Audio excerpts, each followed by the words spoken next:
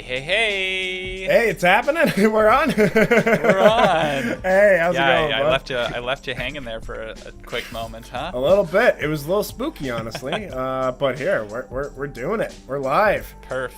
Love it. Perfilactic. Gotta wear them.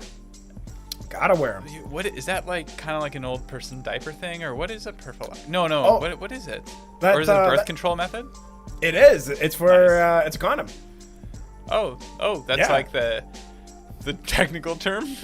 Absolutely. You know, I wouldn't want to use this. Prophylactic. The slang What's the term. Wi-Fi? How's it going? Hey, what's the Wi-Fi? How's it going? We're just talking is- about prophylactics. I'm actually getting Yeah, right? educated, so it's all good. Hey, everybody can use a prophylactic and a little sex education. Everybody could use a million. No, a billion. Hey, That's what yeah. everybody Everyone could can use use a a billion. Tim and Eric's $1 billion Cashew and movie. cheese, how's it going? PIXAR, I know, right? Oh, yeah. You'd think Ed would have me at gunpoint, but no, that's not the case. I voluntarily joined this stream today. It's true, yeah, right? Right? You don't usually watch Pixar movies, but hey, I bet you've seen a few though. I bet there's, yeah, you're kidnapped. You're kidnapped. Hey, man, we're gonna do Stockholm syndrome. Absolutely. Ooh, that looked like a really tasty beer. I'm only getting that in the delay in the stream from my side, but ooh, that looked like a very tasty beer. It's tasty. It's hey. tasty. May as well just jump right into it. What you drinking? Well, actually, this is a non-alcoholic beer, my friend. Oh. Yeah, so this is some kind of an IPA by Big Drop Brewing. Interesting. Yeah, funny story about them. So this is pretty good. And actually, it's funny because like when I drink beers, I like European styles that are like a little more subtle, typically. But I realize with non-alcoholic beers, I actually really like IPAs and stouts because the like bitterness like makes it taste more like a real beer. The more subtle styles are like a little too sweet when they're non-alcoholic beers, whereas like that really gets masked by like the bitterness of hops or the bitterness of roasted grains. And so okay. it's kind of like a flip-flop for me with non-alcoholic ones. That's pretty wild. And are they a little more pricey because they're a little more craft, I would say? So yeah, I've been experimenting with craft non-alcoholic beers.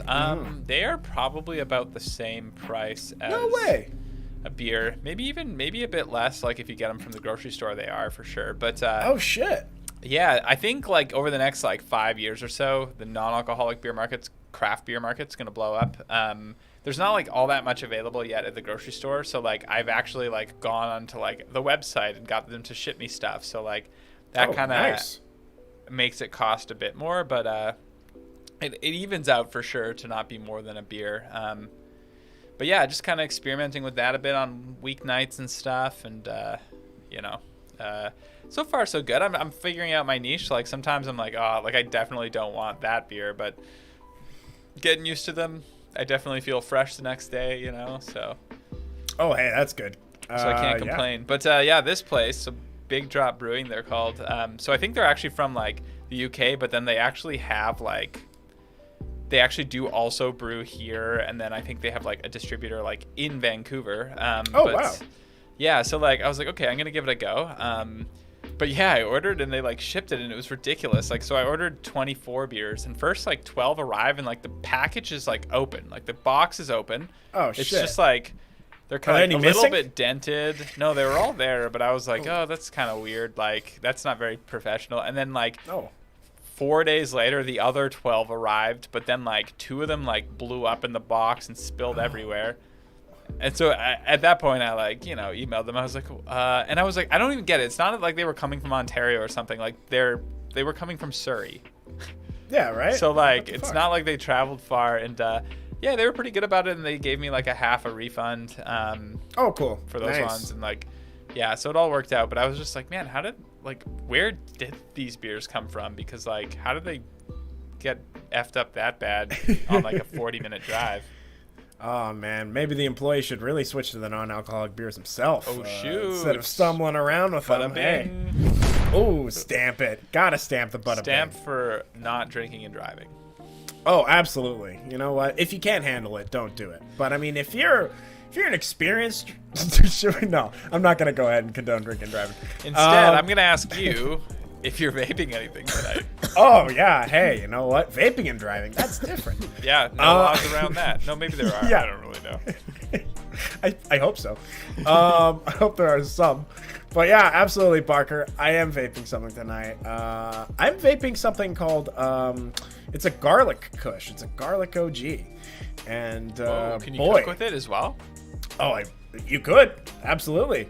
You could Nice. you could decarb it, and then you like it. could yeah, just roast it in the oven at a low temp for a while.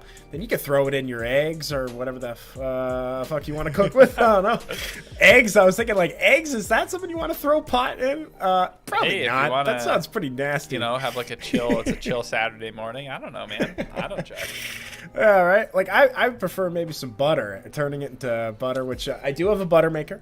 My Oh. girlfriend got it for me for my birthday a few years ago. So do you like get on your best like old-fashioned dress and just like fucking go at it with a giant spoon? Is that what a butter maker is, or? Oh yeah, absolutely, just right? kidding, I'm kidding. Just going ham with it. Oh boy, I wish. No. No, so you're No, not it's- actually churning butter old school. It's a machine that does it. It's what it is you pour in the melted butter and then you pour in the herb and then it does various mixings and heatings to get it to the right Ooh. consistent temp throughout and then you pour it through a food strainer, like a mesh super fine strainer that removes all the plant matter, and you're just left with some pure butter. No Oh, shit. yeah. Man, yeah. You heard it here first, folks. Ed's place is the place to go if you want some good food. Ed's got the tools. He's got the expertise. We like to make a thing of it to go hang out and watch WWE nights, and then like we just Hey. get treated silly by Ed and his girlfriend. Oh, hey. It's quite fun. Well, I appreciate you saying that. I've been treated many times heading over to your place as well. You know, it's Here's my garage nice. beer. Oh man, I look forward to your garage beers. You make it sound like a bad thing. You can't get more unique beers than that. Oh, I love it. Well, you flatter me. Thank you. Hey, you flatter me. It's fantastic. Wow, we should call this Parker and Ed flattering each other. Yeah. Got a stamp, a flattery stamp. Yeah, that'd be nice. But man, speaking of the whole Parker and Ed dynamic, so, you know, as we've talked about before, there's a bit of a thing here where, you know, we referenced the whole Siskel and Ebert thing, and I was kind of wondering, it kind of occurred to me, like, which one of us is the Siskel and which one of us is the Ebert? Do we know? Well, I think I've given my opinion on this. I personally think that you are maybe more Siskel. In reality, between the two of us, especially our last stream with Amy Adams stream, I think we've established that you're definitely more of the Siskel, and I am more the Ebert. Ebert feels like he's got I'm not as bad. I love Roger Ebert. Look, I love him, but I don't think I have as much of a chip on my shoulder as he did. Maybe about the film industry. You got to start coming at me. Oh yeah, and also the animosity between them. Like, I don't know. Like, I've heard some of the stories behind them. Like, you know, they just kind of met because they would go and talk at a bar after work after reviewing movies and stuff like that. And I think Really? a friendship. Yeah, absolutely. So like, apparently they said that the critics, after they got out of whatever movie they saw, because it was like the same screening, some of them would go to the bar just to rip into other critics. But Ebert and Siskel would just get together and rip apart the movie. And they said that, just kind of that chemistry then blossomed. Because they're working on rival newspapers as well. Oh, yeah. But no, I would totally say you're the Siskel, and I'm the ruthless Ebert just coming in. No, Gene, no. Just like, oh boy. Especially when it came to Hillbilly Elegy last week. I watched that over. I was like, wow, I really went hard on Hillbilly Elegy. Apologies to the Howard family. Yeah, he's like, oh no, now I've only got millions and millions of dollars. Some fucking guy on Twitch gave me shit. Oh, tears. Ron Howard, love him sometimes. Sometimes. That's fair. Do you love him voicing Arrested Development though? I do, absolutely. Sorry, I think narrating that's- it. I mean, I think, yeah, I think that's perfect use of Ron Howard, and I think it's Yeah. really awesome of him to do that. Oh Yeah. man, we should watch Arrested Development on the show. oh, But, wouldn't that be a treat? who do you think? Who do you think we are with Siskel and Ebert? Back to you. Oh, I thought you were gonna say who we are on Arrested Development. Michael. I guess I'd be George Michael, maybe. We're just both George Michaels. Yeah, we could both be George Michael. Michael Cera. I love No, him. you know what? I think that's fair. I honestly like maybe haven't seen it enough to really judge. I just like, yeah, I think that's fair. I mean, my one qualm with that is that Siskel died much earlier. Hey man, it's okay. As long as it's a quality of life, you know. But they both ended up dying of throat cancer, yes? Or Well, if we're gonna get into what cancers these people died of on this fun movie show, ooh, look, let's change the subject. What's no, Wi-Fi? let's do it. We're getting into it, man. Siskel died of brain cancer, Parker. He died of brain cancer. That's tough. And But it's probably Ebert, quick, right? Quicker. I think he went to surgery, got it taken care of, and then it came back. Oh man. So I hate to bum it down, but and then Roger Ebert, yeah, you're right. I think he had throat cancer and mouth cancer. Yeah, and if by the end he had the whole voice box thing and everything, right? I did see that documentary about him, that Scorsese did. Yeah, was it Life Itself or whichever? Yeah, that sounds right. Oh, that's yeah. nice. I actually haven't seen that movie, and Yeah, I love it them was so sweet. much. It I was probably pretty would love sweet. it. It was pretty sweet, and I'm pretty sure, yeah, by the end there was a long period where, like, yeah, he basically, like, I think that he would. I guess he would type his. I can't remember, but he was still doing reviews when he could like barely function anymore. Total sweetie, absolutely. Gene Siskel is the same way, man. When you're in the hospital bed, following the same destiny, you'll probably be calling into this show just like Gene Siskel. And then, no, he would call into the show later on. Wow, did my camera just die? But you, dude, it froze with a smile on your face, so we're all good. That's good. That's good. Here, let me just. What's the Wi-Fi said that they think that you could be Lucille Bluth. Me? Oh, because I'm so catty. Hey, fair enough. So could I be Lucille too? Go for it. Or What- Buster? That would give us an interesting dynamic. Oh man. Hey. Oh boy. Yeah. One of us being a Buster. Oh boy. We should switch who's the Buster every week. Oh boy. Oh, that's how we do it. One of us is Siskel every week, and one of us is Ebert every week. Boom.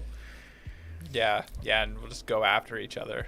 Right. Just like full on. Ah. That'll be No, fun. no problem. Okay, cool. Well, we got some tier lists, and I guess we better get moving because we're double dogging in two ways today. We're double dogging man. the stream, and we're double dogging the tier list. Man, that's it's not always good Is that a double dogging. dirty term? Maybe I should stop saying that. I think we're raw dogging. Raw dog, you're right. Yeah, sorry.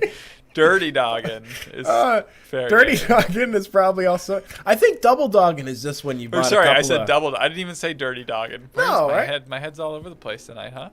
Hey, it's all good. It happens. We got a lot to cover. Our minds are just so excited and ready to we're jump double at dogging. it. But yeah, double dogging is just when you buy $2.50 hot dogs and you're just like eating them both At the same time. at the same time. Just Yeah. double dogging. Yeah, it's not a double Absolutely. if it's like a one after the other kind of thing. Man, you know what? IKEA has these beautiful vegan-friendly Swedish hot Really? dogs. No way, because And they are IKEA's. great. Oh, that's awesome. So like they're That's not just cool. like hot dog. They're not just like veggie dogs or whatever, but they have like a veggie wiener thing in them, but then they have like fried onion and like some sort of some like mustard. Like they have like some Swedish stuff on the top. They're very good. They're like better than a normal hot dog because they have like extra stuff on them, and they're like whatever 75 cents. Whoa, I was gonna ask. I was like, are they selling this like where they usually sell the hot dogs and the drinks and the soft They serve are. and stuff like that? They are. Nice, Yeah. 75 Yep. cents. Yeah, I think they're 75 cents. Like, and yeah, I just go there and bang back 4, you know, and then I'd hate Yeah. myself for probably about 15 minutes. But Hey, what's the worst water that under the does? bridge. Sodium? Probably sodium's the worst. one probably with the that, huh? sodium will be the Right. the biggest It's the hitter killer, in that yeah. scenario. Yeah, probably. Yeah, a lot of the buns really processed. A carbohydrates, probably not great, but probably the sodium's a real killer. Yeah, you ever hear your blood rush in your eardrums? No. Hey, man, back when I was like at the beginning of my first weight loss journey, I would sometimes treat myself to like 12 Jack in the Box tacos. Like, this is back when I was like down to like 170. I feel you though, like, yeah, binge nights for sure. Oh yeah, but I would eat like just like I'd hear my fucking like blood flow basically in my ear canals. Probably not good. Should I get that checked out? No. Well, has it happened recently? No, right? No, I actually checked my blood pressure a few years ago. It was really high, and then I worked to lose a bulk of the weight, and it was back down to normal. So Nice. yeah, definitely. Cool, man. Well, let's roll into this first of two tier lists. Let's what's the do first it. one we've got? You know what? Let's just go with the one we framed up for this. May as well. It's as good as any. It's probably gonna be the bigger one. We're talking about PIXAR. PIXAR tier list. And this is a recommendation from our very own Field Runner. This was a recommendation from our Discord. If you aren't in the Discord, recommend hopping in there and maybe throwing in a recommendation. We'd love to do it. Yeah, we want to make this a fun community thing, and if there's certain movies that you want us to talk about, certain movies you want us to watch, Ed reviews. He will give you a very personal, thoughtful review of a movie if you ask him to watch it and review it. It's honestly, you know what? Fuck Siskel and Ebert, man. Like, they didn't do that. Like, No, they didn't. They got nothing on They this. didn't have the balls to do this. Yeah. Come at me, Little Siskel. babies. Yeah, fucking They can't come at babies. you, man. They're both dead. They're both dead. How did they die, Parker? Oh, we already went over that this stream. But yeah, no, absolutely. If you suggest any movie, if it's a troll movie, long, short, Like good or bad. Trolls 2 or Troll 2, fuck. I actually, I don't know. I think I have watched that like with riff tracks on, but I don't think I've actually watched the full movie on its own. But hey, if you put in Troll 2 into the Discord, I guess I'll watch it. Am I excluded from putting movies in for you to review? No, no one's excluded. Hey, if you just want to abuse that and just like every hour just post a new one, and I'm just like, all right, man, I'm just like writing just thousands of words a day. No problem. No problem. Yeah, you know what, man? As long as things keep going well with the stages of reopening here, we gotta get into the movie theater and watch some movies, and then actually review new movies. Like, we should go to opening nights and bring our notebooks and report back to the people what's hot and what's not. It's a dream. That sounds like a great time. I think that's a perfect way to utilize our talents, especially for this show. I think that'd be really, really fun. Your thoughts on the new Space Jam, right? Like, Have I you would seen love the new to see Space that. Jam? Not yet. I was kind of excited, and then I started getting a I was kind whiff. of excited too, but I got a whiff as well, man. I don't like what I'm smelling. I really don't. PU. We got to do that more. PU. That'll be our Siskel and Ebert thing. Like, smells great or PU. Jeez, that'd be rough. Either way, yeah, I would love to do that, Parker. That sounds like honestly a dream come true. I think people in the chat, if there's movies that come out in movie theaters and they can suggest it, I would love to see those. Yeah, something that we've been tossing around as an idea as well. I think we'll post this in the Discord later, but I'm curious if y'all think it would be a good idea, because we do these tier lists, we do certain kind of movie education streams like we did with Heaven's Gate, and we're kind of wondering, like, if that's more condensed into like a video on our YouTube channel, is that something that you would watch, or do you think people would watch that? Because we have a lot of fun when everyone's here, but if someone's not hanging out on the stream, and it's unlikely that you'll go back and scroll through us talking about how Siskel and Ebert died to get to the tier list, Yeah, right. And if you do, it's a good time. But yeah, I think that would be a great thing to do. Like you said, there's a lot of people that aren't here at the time. There's nuggets. I think 20 minutes condensing down all that info. But yeah, if you also like hearing us ramble on about stuff and whatnot, we love to ramble. And yeah, and we're glad here, you're here and too we're with in us. Discord. and we want you to ramble at us. You can tell us that we're the most miserable stream you've ever seen, and we'll put a little thumbs up emote under that. Yeah, right. Any press is good press, right? Because it's the best goddamn country there's ever been. Right. God bless America. Hayden, what's up? Hayden, how's it going? Oh, this tier list is your jam. Perfect. Well, that's good. It ain't my jam, so I'm going to be learning a lot tonight. Oh boy, I honestly, like, I've seen all these movies and I love them and whatnot, but I haven't seen some of them for a little while. You know, some I have, but yeah. Well, so hopefully I'll be able to provide that. I know obviously the little bits and pieces of at least some of them, but hey, you know, people in the chat, feel free to help out. Okay, you know? Hayden, we're gonna need your help. We're gonna need your help tonight, our friends. Whoa, yes. This is what I'm talking about. Yeah, absolutely. Yeah, you can't actually see it, but Ed's actually got a gun to my back, and that's how I'm actually here for this PIXAR tier list, because I'm not super familiar with these movies. Hey, you know, we'll get you familiar. Some of these movies, look, some of them are classic, you know, kind of, you know, it's got the usual Disney formula, the usual jokes, the usual beats, but some of them pretty damn good. But yeah, Hayden, I'm glad you're here, because absolutely, if you can help me out, because like I said, I haven't really watched a few of these like within the last year or two. So yeah, and once the Wi-Fi, jump in, cash your cheese, feel free. And if you feel like I'm misranking these, no problem. We'll figure it out, because sometimes, like we saw in the last tier list, I could be a little hard. But sometimes maybe I'm too soft. Need to get hardened up. Yeah, Get Hard. That's a movie. Yeah. That's not man, right? Is that the Will Ferrell? Kevin Hart. Yeah, I think they go to prison. Yeah. And then they get tough. I have not seen it. I personally haven't ventured to see that movie either. That wasn't one I wanted to bring my notebook to. But hey, if it is something that you want me to put, if you want to put me through that torture, hit me up in the Discord. Get Hard. Oh boy. Let's see here. Should we list that is miles above every other? Wow. Okay. Well, when we get to that movie, you should give us a secret signal. Okay. Wow, that's interesting, because there are like two movies. Okay, I think I know what you're probably gonna say, Hayden. Yeah, just looking at it, there are a couple movies that really do stand out, but I think there's one that really stands out. Up. Oh, hey, is it up? We'll get there. Because I was thinking more. You were thinking Inside Out. Cheese weighing in. Because Inside Out, I think there are two. But think I know which one you might. Yeah, right. Neither. Oh, Cashew Cheese. Were you also thinking it was Inside Out? Because I was thinking it was Inside Out, and it's neither of those. Boy, I really appreciate. Look, I do love Soul. Soul is great. Coco. Oh boy, Coco surprised me. But hey, we're gonna get into them. Okay, let's start. Let's dive in. Man, I'm chomping at the bit. Take a drink to start.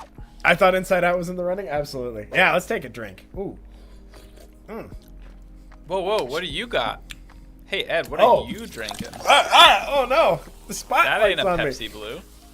It ain't a Pepsi Blue. Sorry, me and Pepsi, we had another falling out. The cash didn't. The check didn't clear. I went to go. It bounced. Pepsi's not doing well. You sent someone to like hit John Pepsi with a car, like just to send a message. Oh boy, I'm gonna have to get in bed with Western Family, and maybe Daryl will give me the dough to do that. Good Lord, Ed, what is going on? Right, off-brand soda. Ugh, but it's diet tonic water. It's no Pepsi Blue. Pepsi, help me out. But it's okay. I like it, diet tonic water. So, tonic water is a very divisive drink. I love it. Wow, you know what? Chat knows a lot about these movies. I feel naked right now. You know, they are some of the most successful movies. Some of them, in my opinion, totally have earned it. But some of them, I don't know. Maybe they just kind of coasted on some horse shit. I don't know. Yeah. Okay, start us off. Absolutely. Oh, sorry. You were going to say something. Just one more thing. I didn't put any sequels on here because not that the sequels are bad. It's just like I don't know. That would be for me a lot of movies, and I think the judging them by the original ones, the original concepts, is the best way to do this. So here's the depth of my knowledge. I'm gonna try to guess which ones actually have sequels. Okay. Oh yeah. So Toy Story's got some. I know that it's got some. Easy peasy. The Incredibles. Yeah. Nice. Doing good. Finding Nemo. You got it. Hey, Ellen DeGeneres, good person. And I'm gonna lock in my answer there. Am I missing anything? Oh, you are. You're missing one. Oh, okay. Yeah. Hayden's got it. Monsters Inc. has a sequel. No way. Yeah, Monsters University. Yeah. Oh yeah. Yep. I should have known. Yeah. It's fair that you don't, honestly. That one is sometimes I completely forget about, and I'm just like, oh yeah, right, they did that. I haven't seen Monsters University. It just didn't float my boat. I tried to watch it. I was like, it's not as inspired. But either way, I did go on the Monsters Universe. I think it's a Monsters University ride at California Adventure, or maybe it's a Monsters Inc. ride, or I think it's maybe a bit of both. And that was back fun.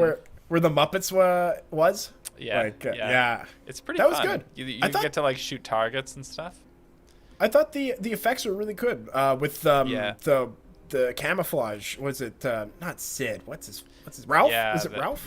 Ralph sounds right. It's Ralph. You're asking the wrong guy, but Ralph does sound right. Or like Rupert, or come on, does someone in chat know what the Hayden, is it Ralph? I think it's Ralph's the bad camouflage sweetie in Monsters Inc. Yeah, we'll find out. Oh, well, it's Randall. It's Randall. No, it's Randall. Oh, nice. It's Randall. Nice. Oh yeah, Randy. Yeah, Randall. Totally. Oh boy. Sorry. Do you want to start with Monsters Inc.? Let's do it. We're talking about it. Okay. You see it? I have seen it when it first came out, and I was a child. Nice. See it in theaters? I don't think so. I think that Monsters Inc. was the first movie I burned. That or the first Harry Potter. Dude, starting early. I like you. 2001. I downloaded I love it. and burned. Or maybe my dad's friend filmed it in the theater and then like burned it. Dude. Yeah, my dad had a friend who would actually take a camera into this theater. It's pretty cool. But he actually did. He did go to do a little bit of time for that. So.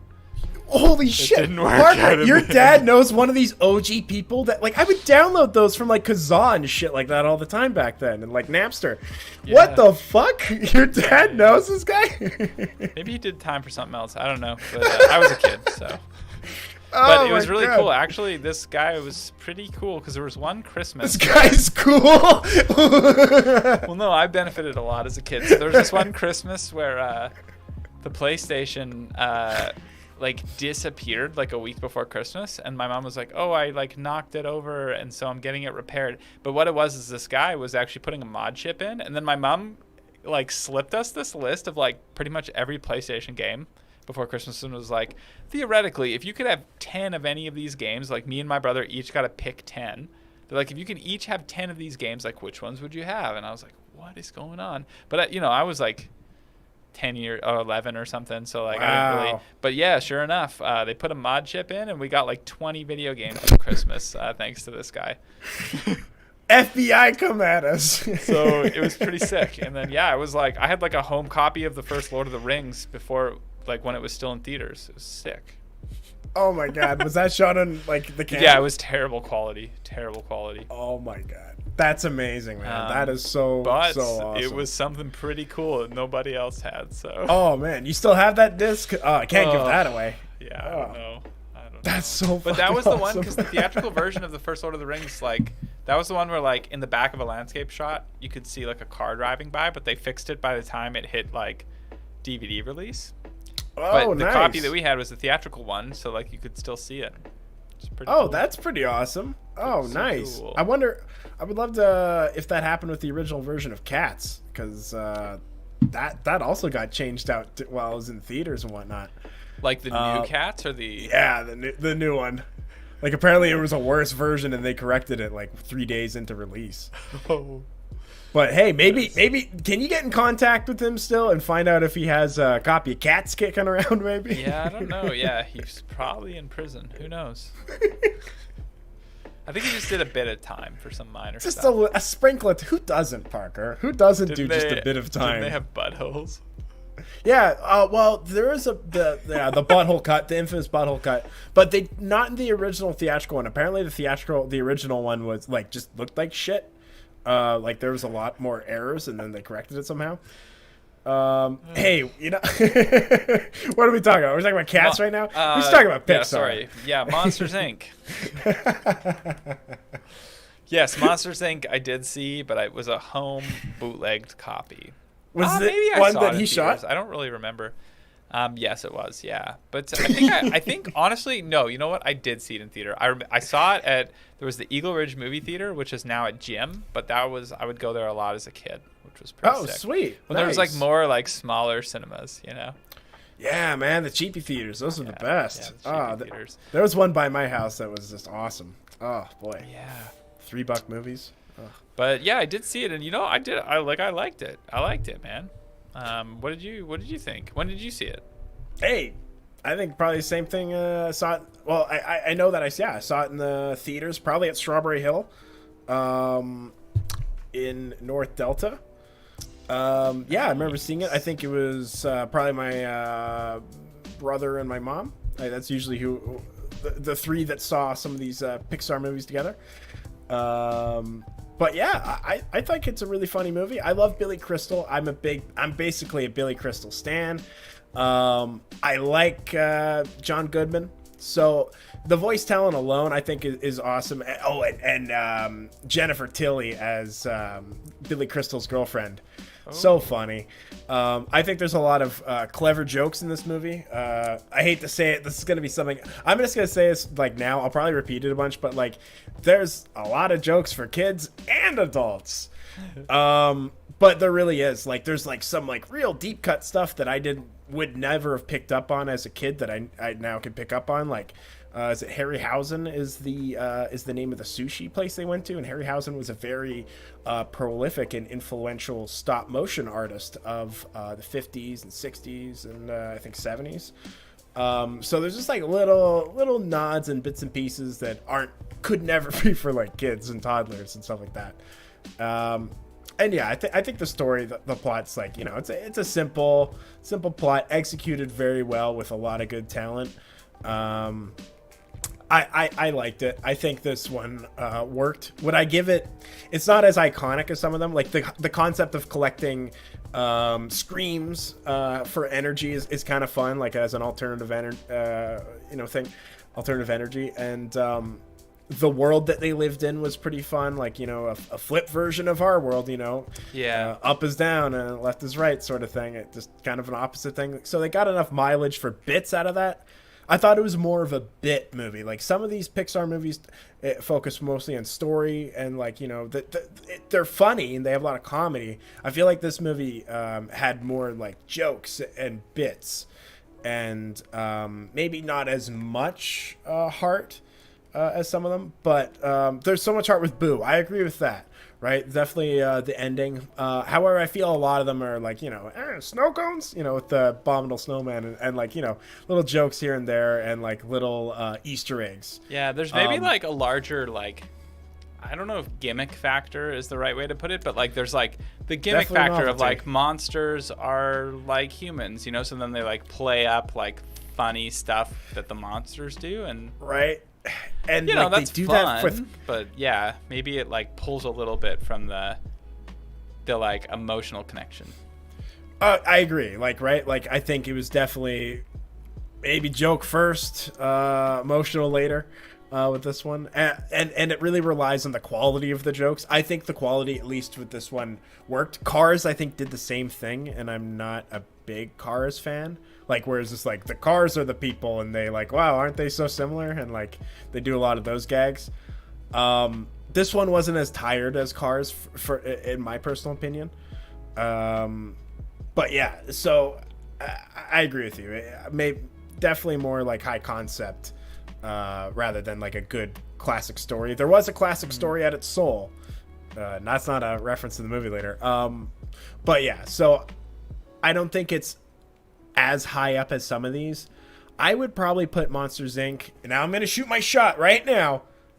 Oh, Hayden, I may be wrong, but I think only A Bug's Life and Toy Story were the only ones not under Disney.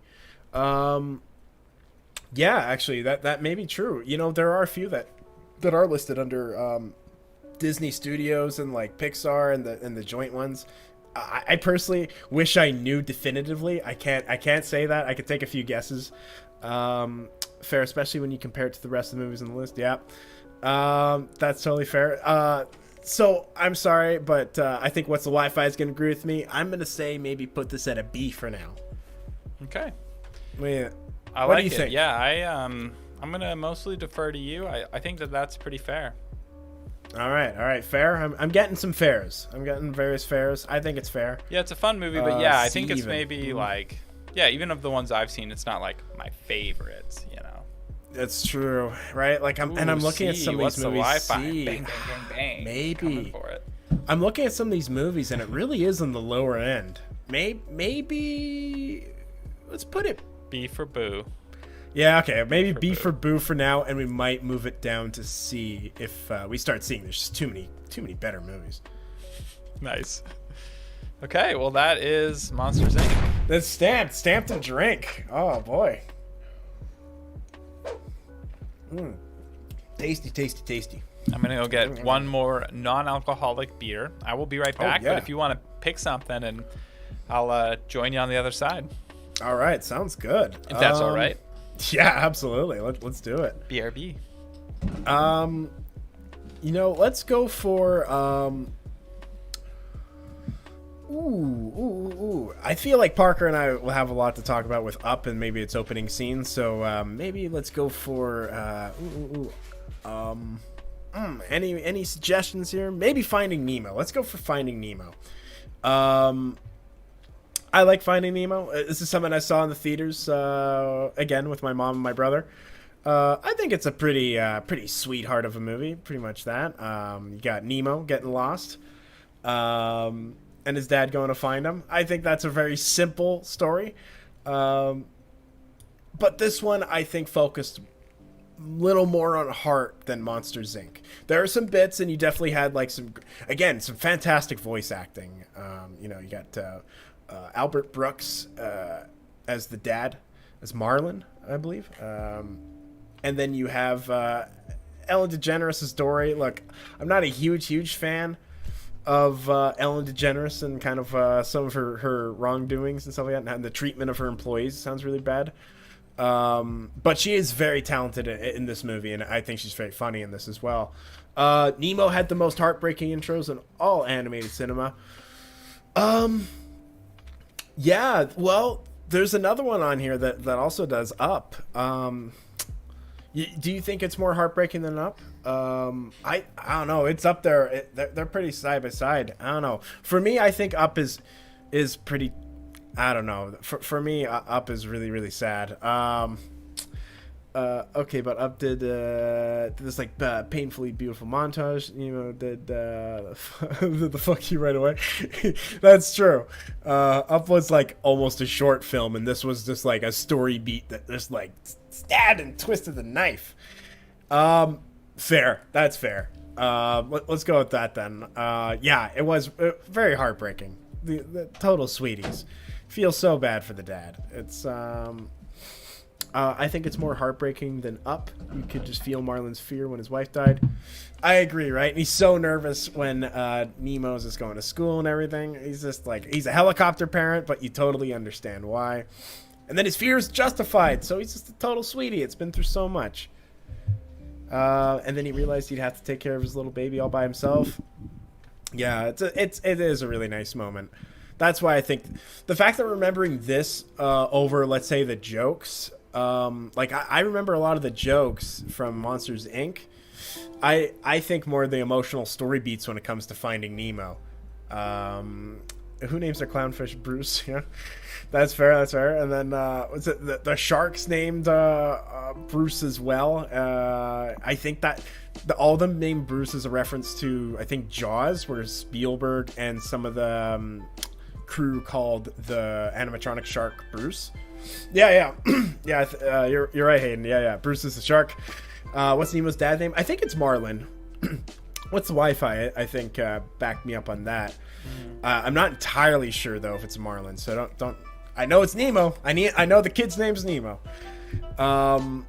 We're getting a confirmation for Cashew and Cheese. Nice. Yep, we're getting some yeps. But yeah, I think it's a real sweet movie. I think the emotional beats land for the most part. I think the humor in it is really good. I think the seagulls are classic. And I think Ellen DeGeneres is also really good in it, as much as problems she has in her real life and stuff like that. I think she did knock it out of the park with this. Not a huge fan of Finding Dory, though, if we're going to get into that as well. But, Ellen killed it. I agree. She did in this role. Just knocked it out of the park. I touched the butt. Classic line. I love it. Yeah. I remember seeing that in grade 7. Again, I watched that movie a few times because they then brought it in VHS and we watched it again. Yeah, no, absolutely. Parker, Finding Nemo. You familiar with this one? Did you see this one? Yeah, I have not seen it, but I basically know the story. I've seen the second one actually. Oh, barf! What did you think of that one? Yeah, I thought it was fine. Oh, nice. I don't know. Yeah. Parker and I aren't friends anymore. Oh, I'm making enemies, Parker. It's not, yikes. It's not that I dislike or have anything against Finding Nemo. It just never really happened, Hey, sometimes it just don't happen. The opportunity never came up, so. No one just came at you with a couple of tickets. Maybe I saw it when I was a kid. I don't really recall, but I know the story that vaguely, anyways, and all the little gags and all that kind of stuff, and yeah, it sounds like a very tight, well done story for sure. I agree, right? It went there. Sometimes Disney knocks it out of the park with the emotionality, and they did good here. It was okay, totally a sequel. Referring to Finding Dory, completely missed the heart of the first one. Yeah, it was just bits, right? Not a fan. Yeah, because I think it was the same thing if I remember correctly, basically. Yeah, I think it was just it's Dory's Taken gone. 2, Oh man, the first one. Taken 2 is a masterpiece though of cinema. Just a powerhouse. You got Academy Award winning Liam Neeson. He's got to be good. Oh yeah. Every movie he's in, he's the best. Every movie is the same. That's the word you were looking for. Oh right, and it's always at an A+, right? You just can't top perfection. So he's like, what do I got to change? He's got a particular set of skills. Give the guy a break. Right? Oh boy, he loves those skills. Cool. So, Finding Nemo sounds like it's getting a lot of love. So, what are we thinking for the rank? Finding Nemo and chat. Regardless of Monsters Inc. and its ranking, I think Finding Nemo is an A. I think so. Personally. What's Wi-Fi says the second one is sort of like it, but the storyline of the single dad trying to let his son grow up and become his own person was not there. Yeah, that's a good point. They're just trying to find Dory, right? They're not there isn't the story under the story sort of a thing. Yeah, sure. Okay, an A. A resounding A from Hayden. Absolutely. Let's do it. Putting in an A. We're doing an A. Nice. Okay. Finding Nemo. Nice. A nice one. Nice. I agree. Fresh. Oh, yeah. Stamp and drink. Oh, boy. Yeah, I got a fresh, non-alcoholic beer. Same brew? Almost. Same brewery, but this one is their pale ale this time. Oh, nice. Just mixing it up a touch. Yeah. Which one do you like more? I think I like the IPA more just because it gets more of the sharpness, makes it kind of taste more like a beer to me. But this is good too. I mean, it's all good, and I do like the beery taste in general. So that's good. Yeah. Have you ever taken a sip and spat it out right in front of the person that's giving you the taster? Oh yeah. Good. And then, I just thought, whoosh. Oh, yeah. Boy. Yeah, I've been kicked out of a few places, but no. I hope. No, of course not. You haven't lived until you've been kicked out of a brewery for spitting. Specifically. Yeah, thankfully I've never experienced that happening around me. At a brewery. Not yet. We got to hit us. We got to do a pub crawl. Right, then we'll be. As long as I'm not on the Siskel track, I've got a long time to experience that. Oh boy, I don't know, man. TikTok. I'm sorry. I should just stop. Oh no! Please keep going. Absolutely. I forget how he died though. What was it? I learned it was brain cancer. It wasn't a throat cancer situation. Okay, it was I knew brain it was cancer. Oh, but someone also died of throat cancer? Oh, yeah. Our good friend Ebert. Oh, okay. But wow. You never even saw his documentary, so I don't know what you're talking about. You should be ashamed. Boy. Yeah, right. I'm just like, hey, I know this Ebert and Roper fellow, but I don't know. Yeah, what happened to Roper? Like, I'm not even really. Is Roper still alive or? Yeah, that doof is probably like topping Rotten Roper, Tomatoes. yeah, Roper was always the second Siskel, right? Like there was no. I mean, yeah, it's the OG too, right? Everything else is just a pale imitation. Like they did a good job. I liked them, but I think Roper just didn't have enough teeth, didn't have enough exposure to movies. I don't know. I feel like Roper is totally someone that would love to have thumb up on a poster by Roper rather than actually give it an honest review. But I don't know. That's maybe throwing someone some shade that maybe doesn't deserve it. But I think Siskel and Ebert were legit for at least the most part. Yeah, fair enough. Okay, well, back to Pixar. Back to the Czar. Hey, anything you want to throw up there? Sick burns coming from Ed. We gotta have a sick burns animation. Sick burn stamp. Sick burns. Oh shoot! I did it. Whoops. Oh, was that a Oh, that is a sick burn. I mean, that is right. Oh boy, sick burn. Disgusting human. Boy, just a small. You know what? We went a little fine. while without bringing that up. It's true. We should generalize it like a lock 'em up kind of a thing, and then like anyone that we shit talk, we can just like lock 'em up. Boom, lock him up and okay, that's fair. Get rid of the Broderick. I don't know though. It's always good to have a little reminder that he's a murderer and he got away with it. He only paid a $175 fine. There he is, smiling like a jerk. Total fuckface. Are his eyes dead? Absolutely. Does he feel bad? Absolutely. Does he deserve this hate? Absolutely. I like how like off the stream we were like we should cool it on Broderick, and then like you did use the word fuckface. Fuck this murderer fuckface. Yeah, that's cool in it. I don't know. Jeez. Apologies, Matthew. That ever got 175. That's how much the fine was, right? Yeah, I think so. Maybe you know what? We'll give him the benefit of the doubt. Maybe it was pounds, so it translated to about $250 American. Yo, that's steep. That is like, oh boy, that's like a meal penalty right there. Boom. Good old Matty B. Love talking about him. Okay, which one's next? Oh boy, is there anything that's exciting you? Anything that's getting your jitters? Well, there's choices. I'm kind of my natural inclination is to like get things out of the way so that then I can like spill the beans on the stuff I love. Love it. But absolutely. You know what? Let's talk about The Incredibles. Yeah, hey, let's do it. Did you see it in theaters? Did you see this one? I think so. I did see it like around when it was new and I was younger, but not quite, Monsters Inc. young. Yeah, I did see it. Boy. Or maybe I saw Jimmy Neutron and I'm mixing it up. They're kind of similar, right? No. Well, I mean, definitely, I see what you mean. There definitely is like kind of a retro style to both of them. Like they're both like, and they're definitely both have like a lot of scientific symbols. Like I feel like The Incredibles has very like, has the similar symbols as Jimmy Neutron.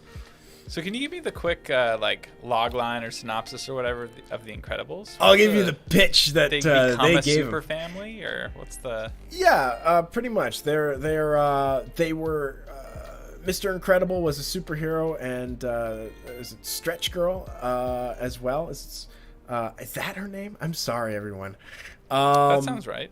Yeah, right. I think so. I think her name changed into something a little better. Elastigirl. Woof. Nice. You know what? Chad has got our back hard tonight. Thank you so much. I sounded like a grandpa just talking about a movie he just saw to his grandkids. It's like, start that stretch person and Stretch Girl and pound Stretch Armstrong. Isn't that the kid's toy? Yeah, absolutely. I got a Stretch Armstrong. It's nuts. I forgot. I don't know what it's made out of. Some sort of weird like latex rubber. All good. Thanks. What's the Wi-Fi? You only get the best, most detailed. That was triggered by accident. Oh, hey, absolutely. That happens. You know, it's good to always talk about it again. Again, you're drinking a pale ale. Sounds really nice. Yeah, Okay, thanks. yeah.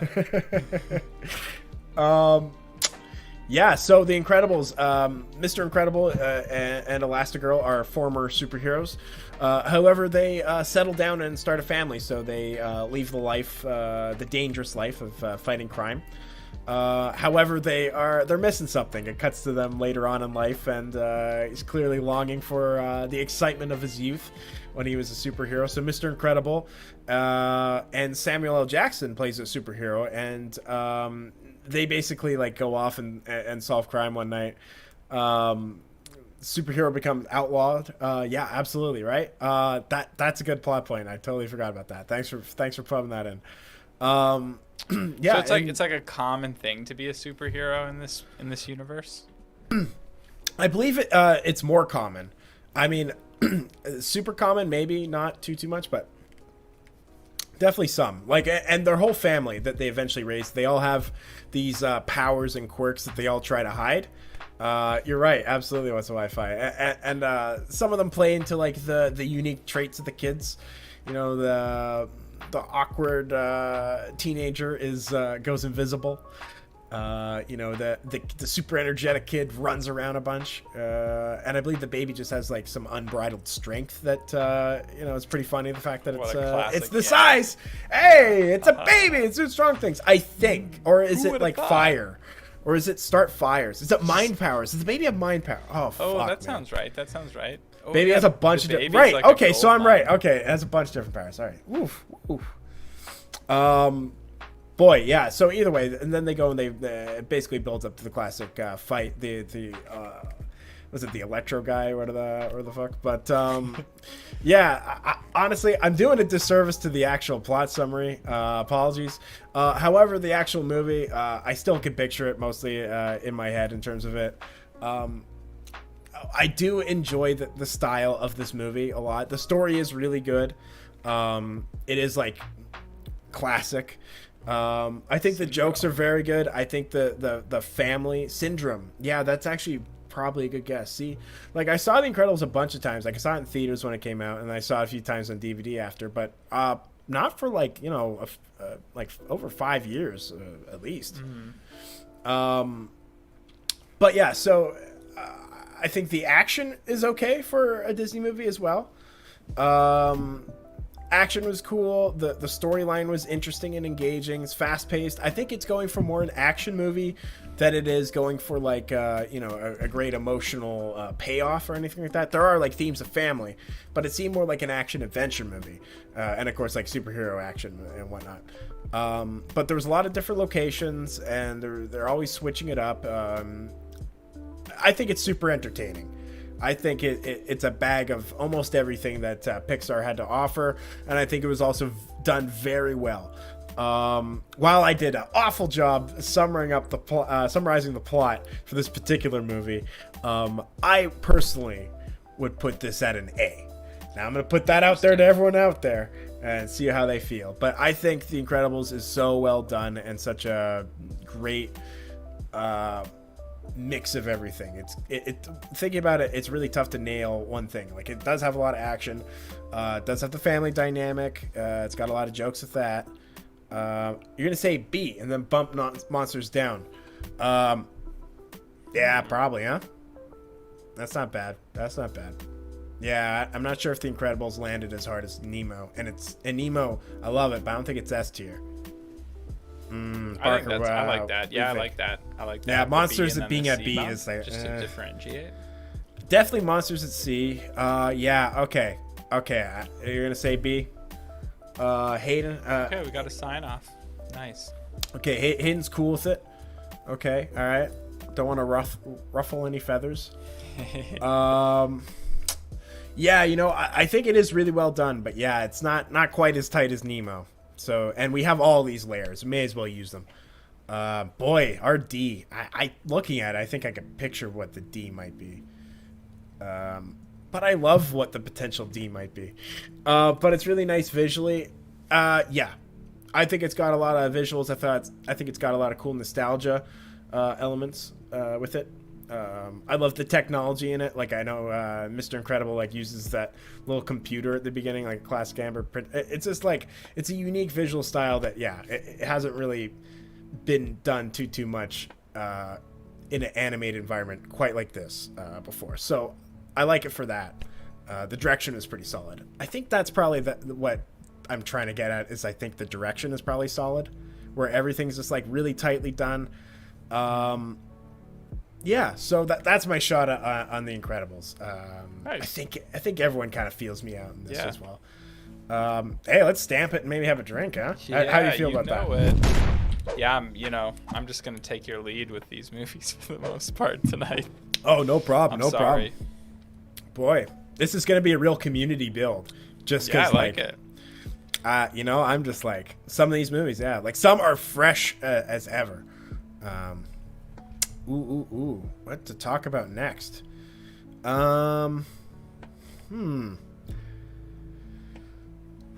Onwards? Yeah, or is that, sure. Is that I don't even know what this is. Oh, Onwards, yeah. It just came out during the pandemic, or I think it was a couple weeks before the pandemic. Then they pushed it to Disney Plus because they're like, well, we're not gonna be making much more after that. The details in the texturing are really well done in The Incredibles. 100%. I believe that. I gotta go back and watch some of that. Incredibles 2 is pretty fresh in my head, and that also like was very similar style and. Mwah.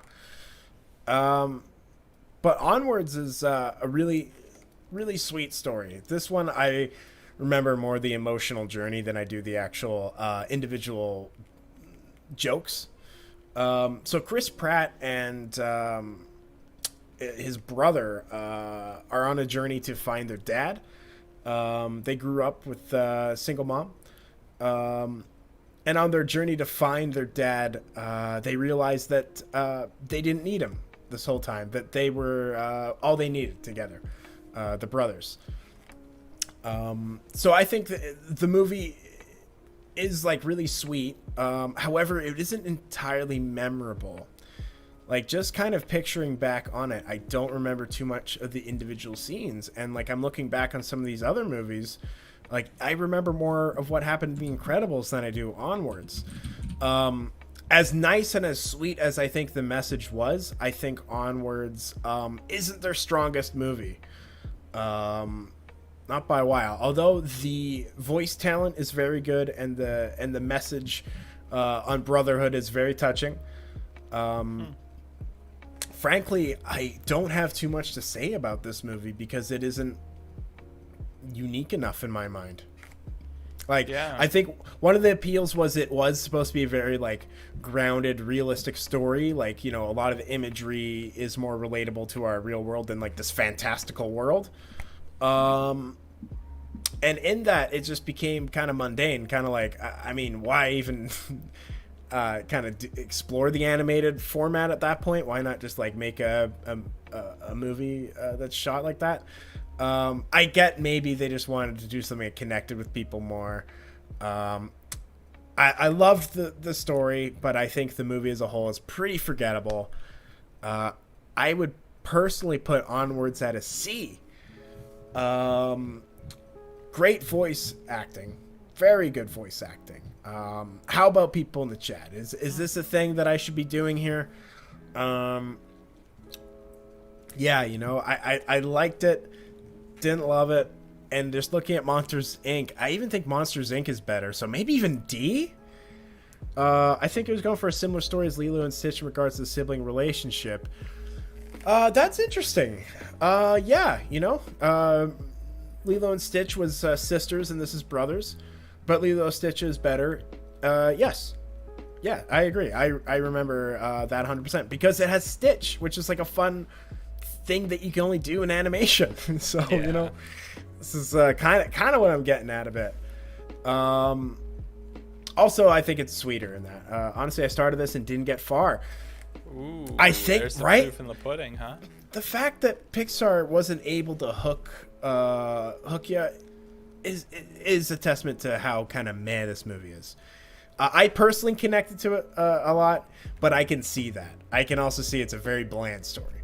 So I felt the emotion during that. I'll totally own it. Like, I'm not gonna say like, hey, this movie sucked, I didn't feel the emotion or anything like that. It was a very simple story, but I did enjoy it, and I was there for the ride. However, I just don't remember the ride that much. Really like it, compared to the rest, but it's not as good. Yeah, that's fair.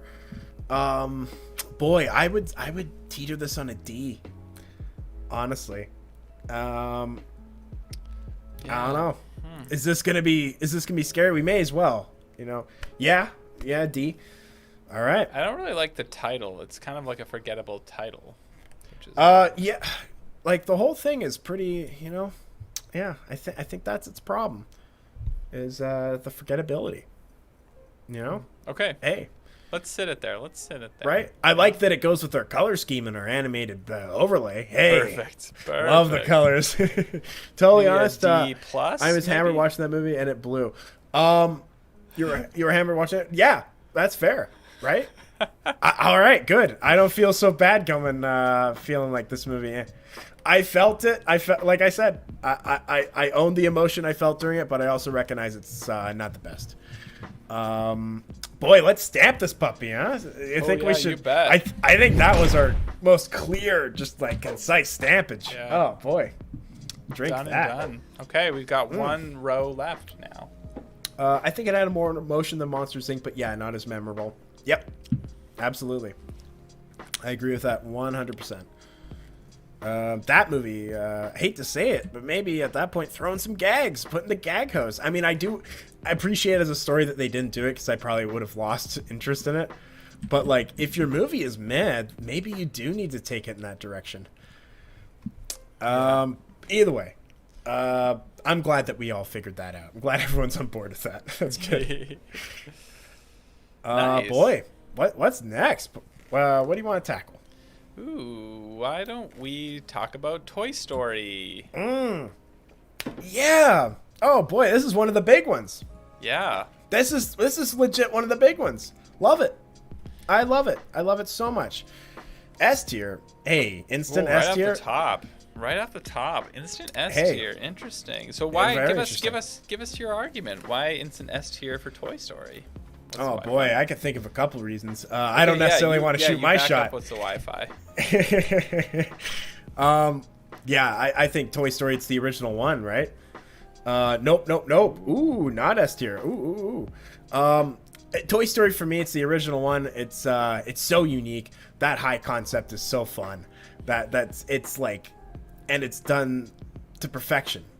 To me, as connected to Toy Story as I was, buying the Buzz Lightyear toys, I have like a picture of an old Buzz Lightyear toy from like Christmas from around that year.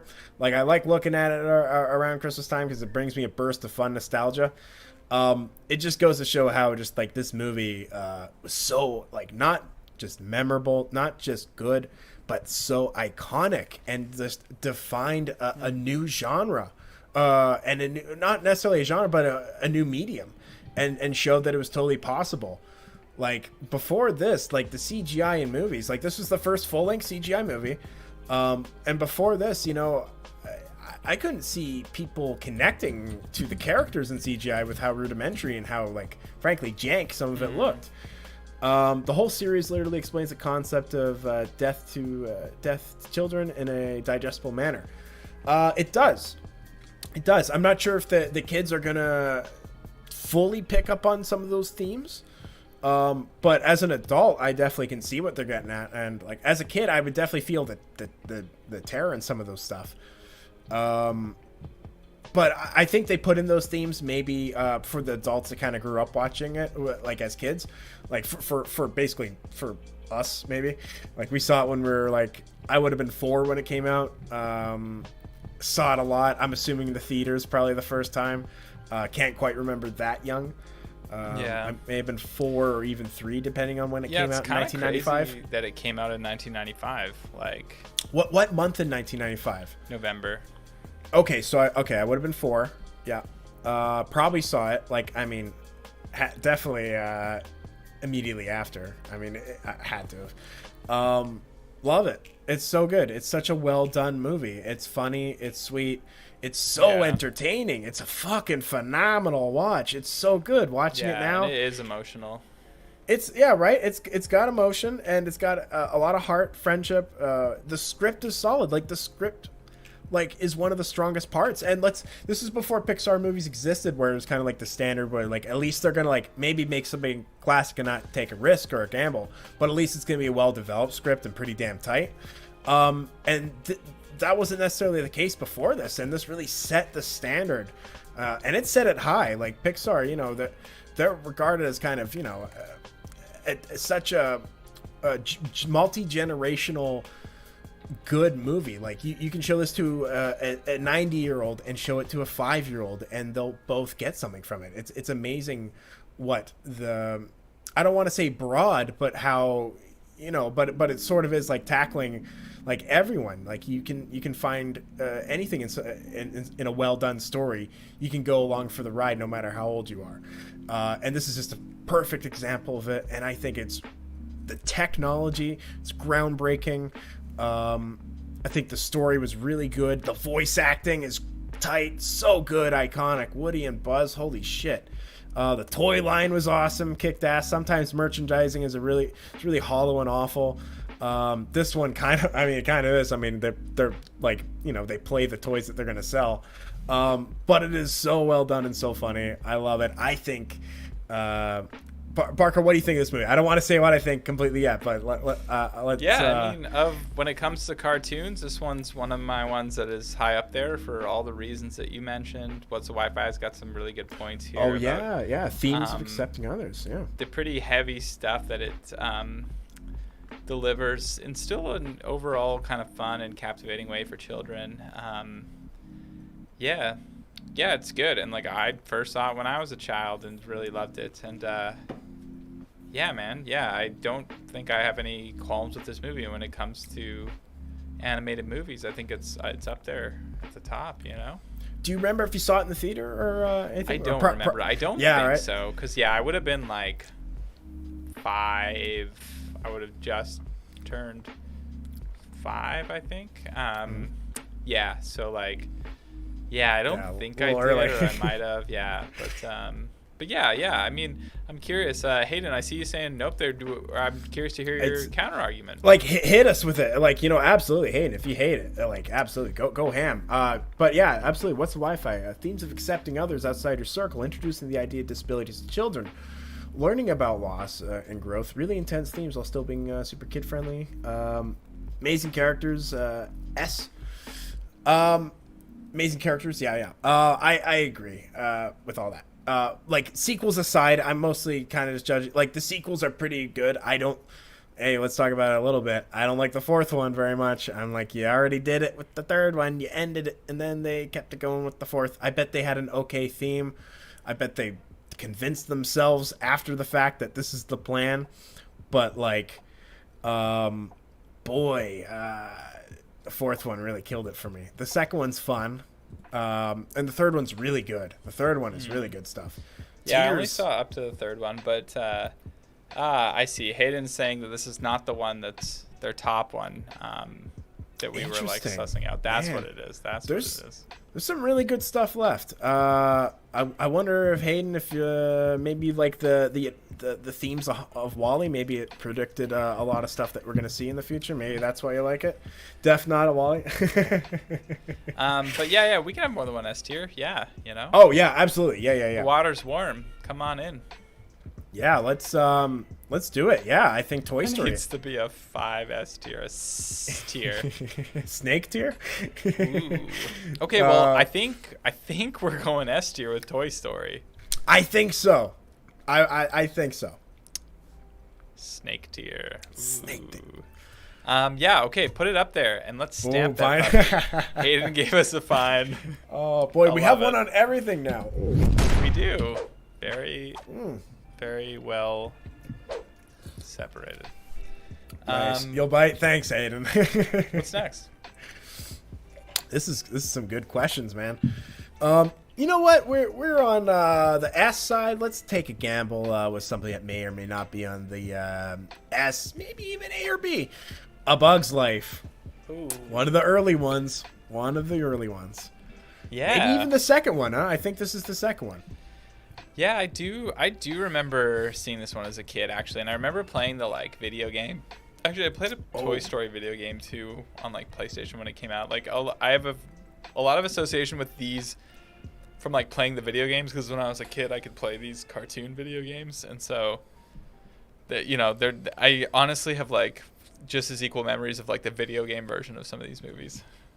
Oh, nice. Yeah, like those classic, like, yeah, I'm picturing the PS1, like, low polygon one where, like, I think you're, like, flying around Andy's room in the Toy Story one or something. Yeah, like that. you are. And you go to, like, Pizza Planet and stuff. And in A Bug's Life, I remember that very specifically. You're, like, collecting stuff. Yeah. Do you remember seeing it in theaters? I think I did. Yeah, I'm fairly sure I did. Did oh, you? hey, I did. Absolutely. I did. And you know what? We talked about this a little bit beforehand. I also love the Disney ride. We were talking about like Disneyland rides and possibly ranking them at some point. Yeah. But I quite enjoy Bug's Life the ride almost more than Bug's Life the movie. But boy, I remember seeing it in theaters. Absolutely. And Hayden mentioned it was released the same year as Ants. We were like 7, and longest time I thought it was the same movie. That's right. Woody Allen starring in Ants. I forget which one was first. I think Ants was coming out, and then maybe Pixar copied the other one. I don't know. Maybe it's coincidence. I remember them being in development at the same time, and there was rumors that one like got whiff of what the other one was making, so they made their own, kind of. But Ants is fun. I think Ants is pretty awesome. I don't like Woody. Look, it stars Sly Stallone and Woody Allen for some of it. So boom, yeah, a couple of my real faves right there. But I remember Ants itself being kind of clever, more like a B movie than like a Bug's Life. Both were terrifying to me. Scared of ladybugs. Oh, Broderick's back. When you were talking about two faves, not that they should be locked up or anything. So when you were saying the ride, are you talking about the like 4D experience? Yes, yeah, absolutely. I love that too. I had so much fun. The little like bugs crawling underneath, the bugs stinging you. Oh, it's such a good time. So much fun, man. Did you ever see Honey, I Shrunk the Audience? Was that Universal? No, that was Disney. Yeah, absolutely. Yeah, and then they replaced it, right? They went, so they did what I remember was Honey, I Shrunk the Audience. I got a visitor. And then Captain EO. Look at this! Look at this! Hey, cheeky little visitor. How's it going, man? Hey. What's you up? wanna hop in for a hey, okay, easy. Hey, bud. You wanna yeah, it is hot in here with the equipment going. Are you guys ranking? Oh, I want to be part of yeah, here, do you mind if Tyler takes a little guest spot and helps you? Oh, yeah, absolutely. He might know they're talking to Bug's Life right now, and then there's a couple movies if you want to take a few minutes. Yeah, let's see. All right, special guest Tyler Thompson is going to nice. join. So this is the screen you want to watch to see it in real time, just so you know. Stay here. And then you can type in chat there if you really want. You're getting some highs from chat. Okay, I'm going to set you down. Hey, okay, I'll be back shortly. Oh, nice. Absolutely. I just want to know, I don't know many of these movies, but a couple from my childhood. Yeah, jump in there. Hop on in, Tyler. Hey, what's up, man? Not much. Just ranking Pixar movies. Oh, nice. Okay. This is oh, boy. Yeah, how's it going with you? It's pretty good. It's pretty hot in here. Holy shit. I believe it. Yeah, right? I saw some of the lights last time I was there, and like, oh, yeah. I can imagine that being pretty hot. Oh, man. All right, let's do this. So what do we have so far? S, Toy Story. Wow. S is Toy Story. A, Finding Nemo. Yep. B, Incredibles. C, Monsters, Inc. And D, Onwards. Yep. And now we're talking about A Bug's Life. Okay.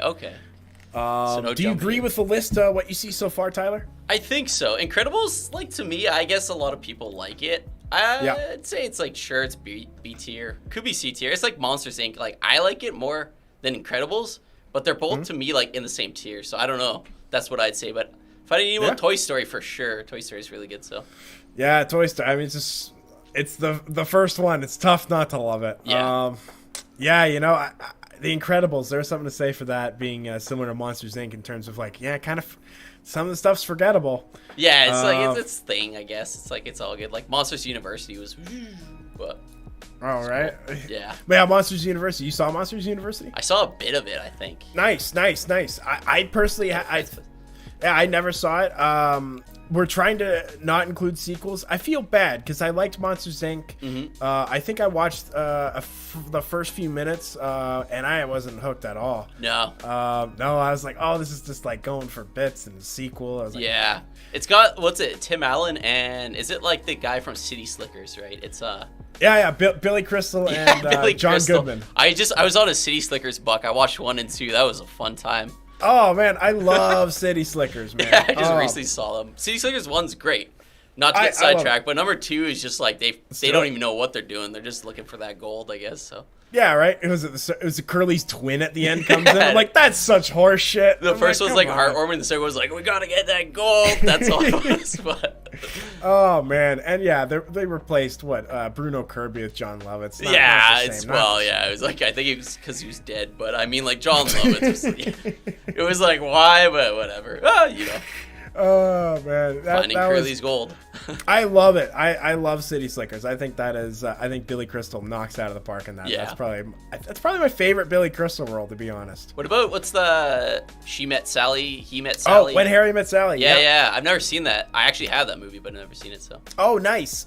Someone actually recommended that in our Discord, so I watched it and reviewed it like a week and a half ago. Very timely. And I love it. I think it's really good. I think I think the movie itself might be better than City Slickers, but I personally, I love Billy Crystal in Cities. I think he's so funny in that good. movie. He's perfect in that. He's even good in number 2. He holds up the movie for as shitty as the plot is. But that's true, right? Oh boy, that's why you pay the Crystal the big bucks.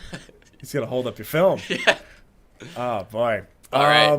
So Bugs Life to me, like, it's like nostalgic to me. I love it. It doesn't feel like. It's like every Pixar movie has a meaning, a really nice like hidden message. It's like Ratatouille, doesn't matter how small you are, you can accomplish it. Bugs Life, even the smallest things always have a little role in the world. It's like, okay, that's its like whole thing. It's like, don't squish a bug, it helps the ecosystem or something like that. It's okay. Yeah. It's not too like, to me, it's just like, it's Bugs Life. No, yeah, totally. You're right. Like the messages, breaking it down to the themes. Yeah, you're absolutely right. I think that the theme is maybe better than the movie itself. That's true. Yeah. I can't remember much, man. I saw it when I was like 9, but that's fair, right? Some of these movies, it's kind of stretching back. Bugs Life, I remember that being one of those movies. I think went more for bits than it did emotion story bits. Yeah. I don't know. I like me and Parker were talking about. We love the 4D ride at Disneyland. That's great, man. That's like those little bugs like go under your seat and you're like, oh, right? That's fun. I like that better than the movie if that counts. We should rank the Bugs Life ride over the movie, I guess. Me and Parker were legit talking about making a like Disneyland ride tier That'd be fun. Yeah, right. It's hell yeah. Tangentially related to film, kind of. I guess, it's Disney. Disney makes a lot of stuff. Hey, people in the chat though, they're talking about you. They're saying we need a Tyler guest host stamp. Oh, nice, thank you.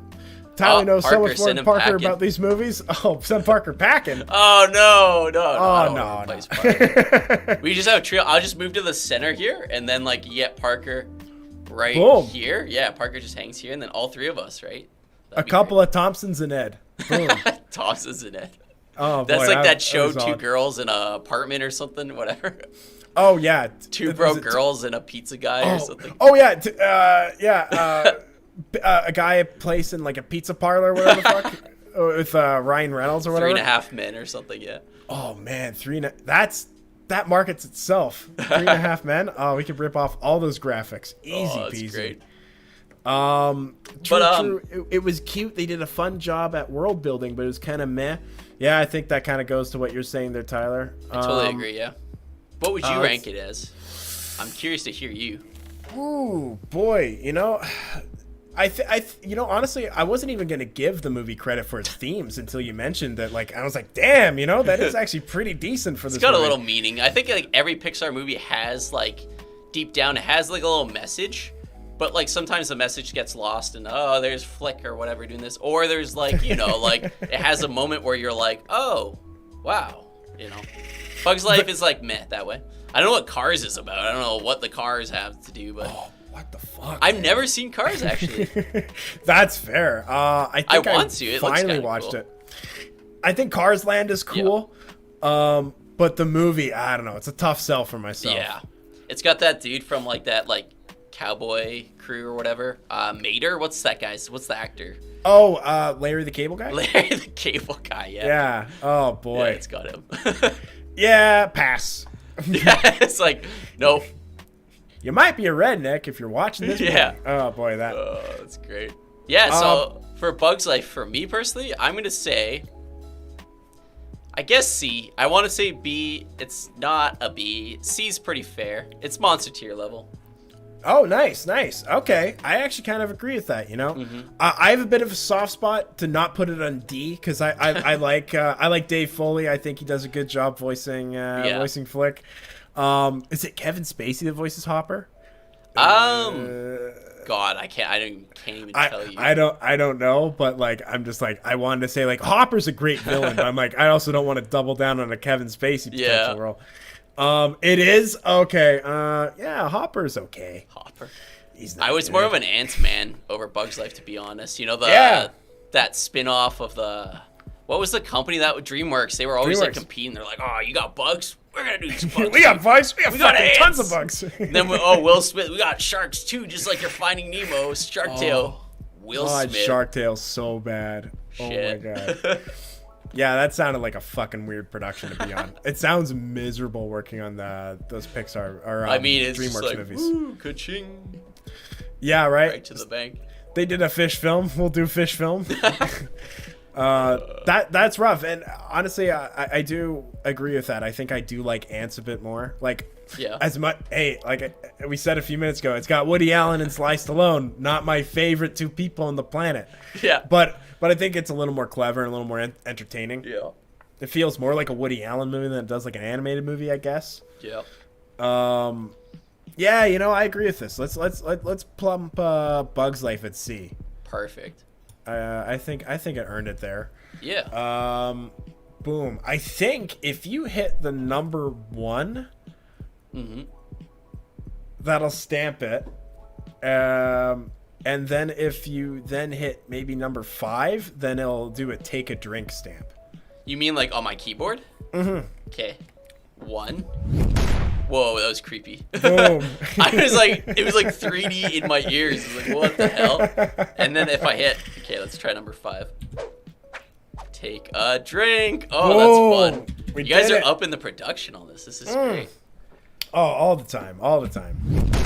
When we're you can like double them too. Look at that. Boom, boom. Oh yeah, you can stack them. We got like I think 1 through 5 are official stamps. I don't think we have one for 6 sick. Yet. Let's Yeah, just spam them. Yeah, right. I want to, but I'll behave. So what's up next? Ratatouille. You want to do like Ratatouille? We should do the movies I've seen. So I've always want to see Up. I can't speak for it. I seen a bit of the beginning. It made me cry. So we'll pass Up. I'll leave that for you and Parker. I've seen Wall-E and Ratatouille, and I like both of them too. But yeah, we'll get into that. So let's do it. Ratatouille. Let's get into that. I love Ratatouille as well. I love cooking. So any movie that's trying to endorse cooking and good recipes. Yeah. And yeah, I think Patton Oswalt's a fantastic voice actor and as Remy the Rat. Hell yeah. Right. I think that was a perfect choice. Yeah, that's good. Did you see this movie in theaters? Oh god, man. I probably did. Yeah. I think, or I saw it like a friend's place, man. How old is the movie? Is it old or is it? That would have been, I think, 2007. So 14 years. Yeah. Damn, I probably saw it in theaters. Yeah. I think I remember seeing it too. In theaters? I think so. I think this was like a time where like it was like, well, you gotta see every Pixar movie in theaters. She just got it. It was monumental. Yeah, right. Like it was rare that they ever did a sequel. Yeah. So it was always like going to be a wholly original effort.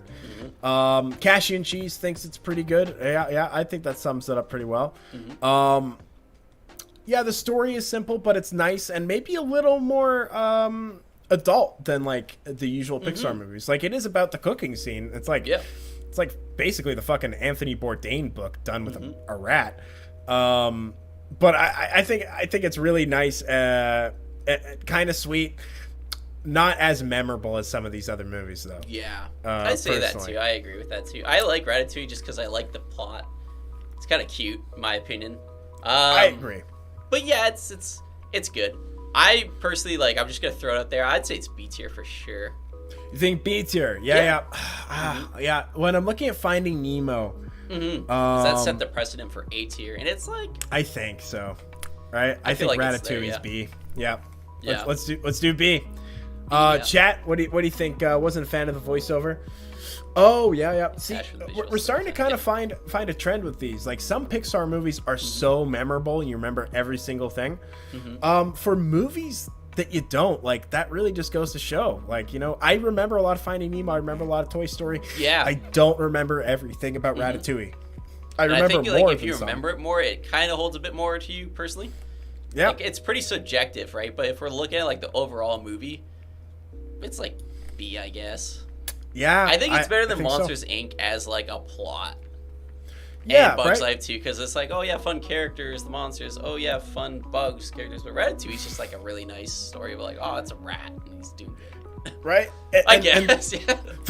I agree, and I think the plot is totally appealable to just more than like children as well. Like, it's about the restaurant scene and rising up the ranks through that, rather than like, yeah, like you said, like, hey, some fucking bugs, and they're like gonna fight some other bugs. It's like, you know. Totally agree.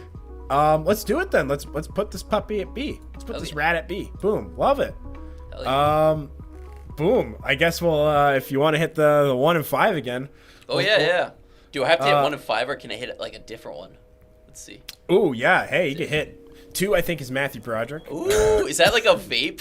Oh, That's the sick. vape one. Oh, that's sick. What are you vaping tonight, Ed? Oh, buddy, absolutely. I'm vaping a Garlic OG Kush. Oh, Garlic OG. Woo! Oh, it is so good. Absolutely. Nice. Big fan. like the Smoking coffee, that out of vaping out of the Dynavap. Oh, nice. The Dino Vape. I like the Dino Vape. That's sick. Right? Not sponsored yet, but No. soon, damn it. At one point, I think you will. One of these fucking days. Come on. Plugging you every time. Free plugs. Send me one. Oh, boy. Send at least a couple samples or something, right? Right fucking sample, Just some huh? sample pods, I guess. Come on. I don't know who I gotta talk to at Dynavap, but either way, we'll get the ball rolling. Pepsi and Kush sponsors, so what will Pepsi this flavored podcast vape even would be pretty cool. Hey, that's not bad. I think you just like sold something. Hell yeah. Pepsi, if you're watching, we got Pepsi Blue and we got new vape ideas. And Coca-Cola, if you're watching too, send some over.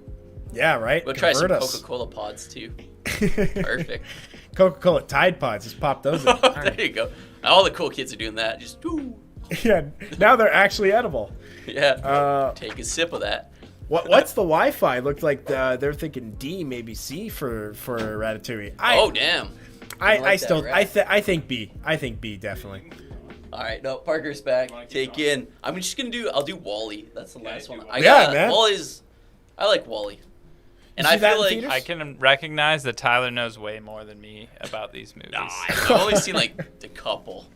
I can't even remember anything. Like I'm like, did I see that in theaters? Yeah. Hey, Wally. Yeah, Wall-E. You're a big fan of Wally? I'd say it's really solid. It's like, to me, it's pretty memorable. I really liked it. I like the meaning. I like to like say when technology's taking over and we're getting fatter and eat lazier. I'm always like, think of like that scene in Wall-E where everyone's flying around in the pods. It's like, that's where we're heading. I always relate it to Wall-E for some reason. So that's pretty memorable to me. But Honestly, it really is a bold plot choice to say. Like, Pixar is basically telling a big brunt of its audience. look at the chat. Someone's booing me out of here. Parker's What? booing me out of here. What the heck? Parker! Parker, that's unfair. Take a drink. Oh boy. Come on. Let's see here. Well, this is it, boys. Wally's the king. Love Wally. Is that the one, Hayden? Because Hayden has been hyping up a movie that they think is SSSS tier. I agree with Hayden. You know what? Yeah. That person knows for sure. It is thematically, it's great, and it's totally honestly, it's a pretty realistic and not pretty much a nihilistic view of where society's headed. Yeah, and it's more of a serious tone too. It's like it's not all like it's more of like gloomy, dark. I like that too. Still, while being like, oh, it's like got the cute robots and stuff like that too. But it's nice. I like it. It's kind of like a really nice way to put that message into like saying like this is our what's happening to us, right, for kids. So yeah, it's kind of more responsible than a lot of the Pixar movies because sometimes the themes are this one's pretty obvious, and I think a lot of adults can connect to it too. And I'm surprised they didn't. Like, frankly, I thought they wouldn't risk making a big chunk of their audience uncomfortable. Like, watching that and seeing, like, oh, this is, like, ripping into me and my lifestyle and questioning my life. And I think that's really bold of them to do that. I think they did it in a pretty, like, light, jokey way. But, I mean, anyone that watches movies in, like, a certain way of observing it will pick up on those themes pretty easily. Yeah. That's very well said. It is a very clever movie, and Wally's a sweetie, total sweetie. Give him a hug. It's like Wally. Right? I like that. Like that sold it for me. S tier, but honestly, like so, in my opinion, it's like A tier, 8.5 tier, S tier, A tier. It could be on both. I want to say S. Toy Story's classic. To me, Toy Story's S, and then the sequels even got pretty decent. So. Yeah, we're not talking about the sequels, but like I feel like that had like added to the original too. I would say S. I don't know. I just solid A. S. Someone in the chat said solid A, and I think that's a great. What's the Y prize? I think so. I want to put it to S. I'm willing to. I just for the themes, honestly. Like I think it is probably a solid A. I think it's better than Finding Nemo. That's my only issue. So it's like there was like a category in between S and A. It's like I'd put it there, but oh man, it's tough. It's hard to say it's an S, but it's up there with like the best of the best Pixar for sure. Hayden, you think this is your mega S? Tyler, you're pretty much on the fence. You can see it both ways. What's the Wi-Fi being convinced to an S? We're doing it. We're gonna do it. We're gonna put it to S. Nice. Boom. I wish I could talk about up to. I've seen the intro, and it's just like that intro, literally fucking heart drenching, man. I could cry to it. I cried to it, maybe. I don't want to admit it. Oh, absolutely, admit it. I cried to it. I haven't seen anything else about that movie, but I'm like, that's like the most emotional from what I've seen from Pixar. So it's like, I'd love to hear you guys talk about that. Have you seen that before? Okay, so that's definitely. I'll pass it on to Parker, pass the torch, but I'll definitely tune in and see what you guys said. Tyler, thanks for joining me. Hey, I think it's an absolute ball. This is a blast. Thanks, guys. Thanks for being so cool in the chat, too. Oh, yeah, absolutely. Chat, love you. Final stamp. Here we go. Oh, love it, love it. Woo!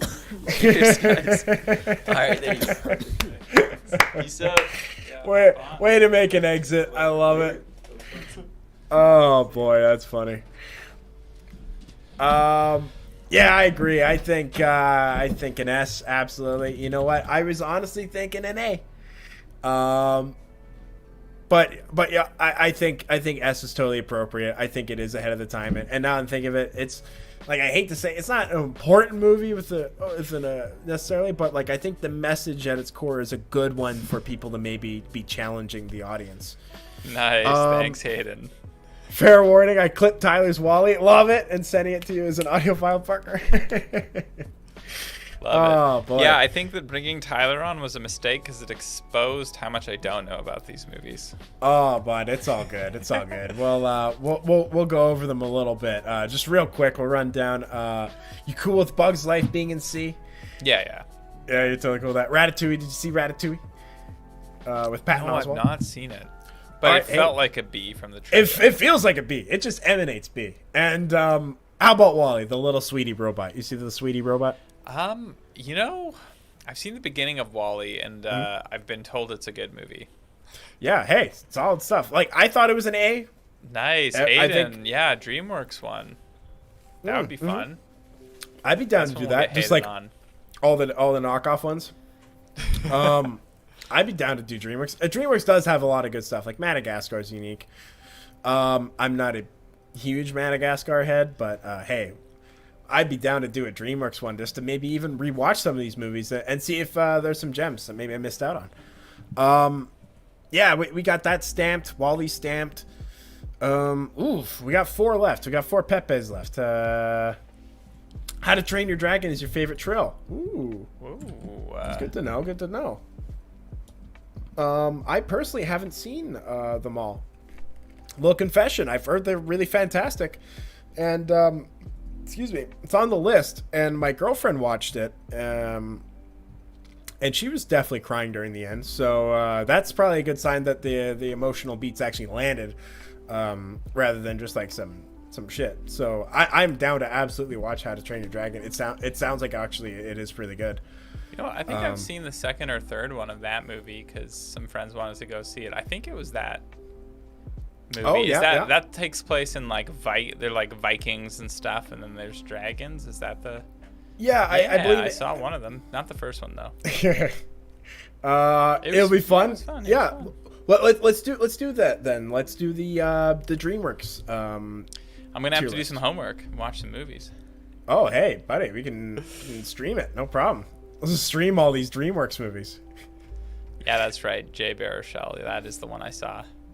Jay Baruchel. Canadian classic. He is. He's always making. Yeah, them. Popular Mechanics for Kids, right?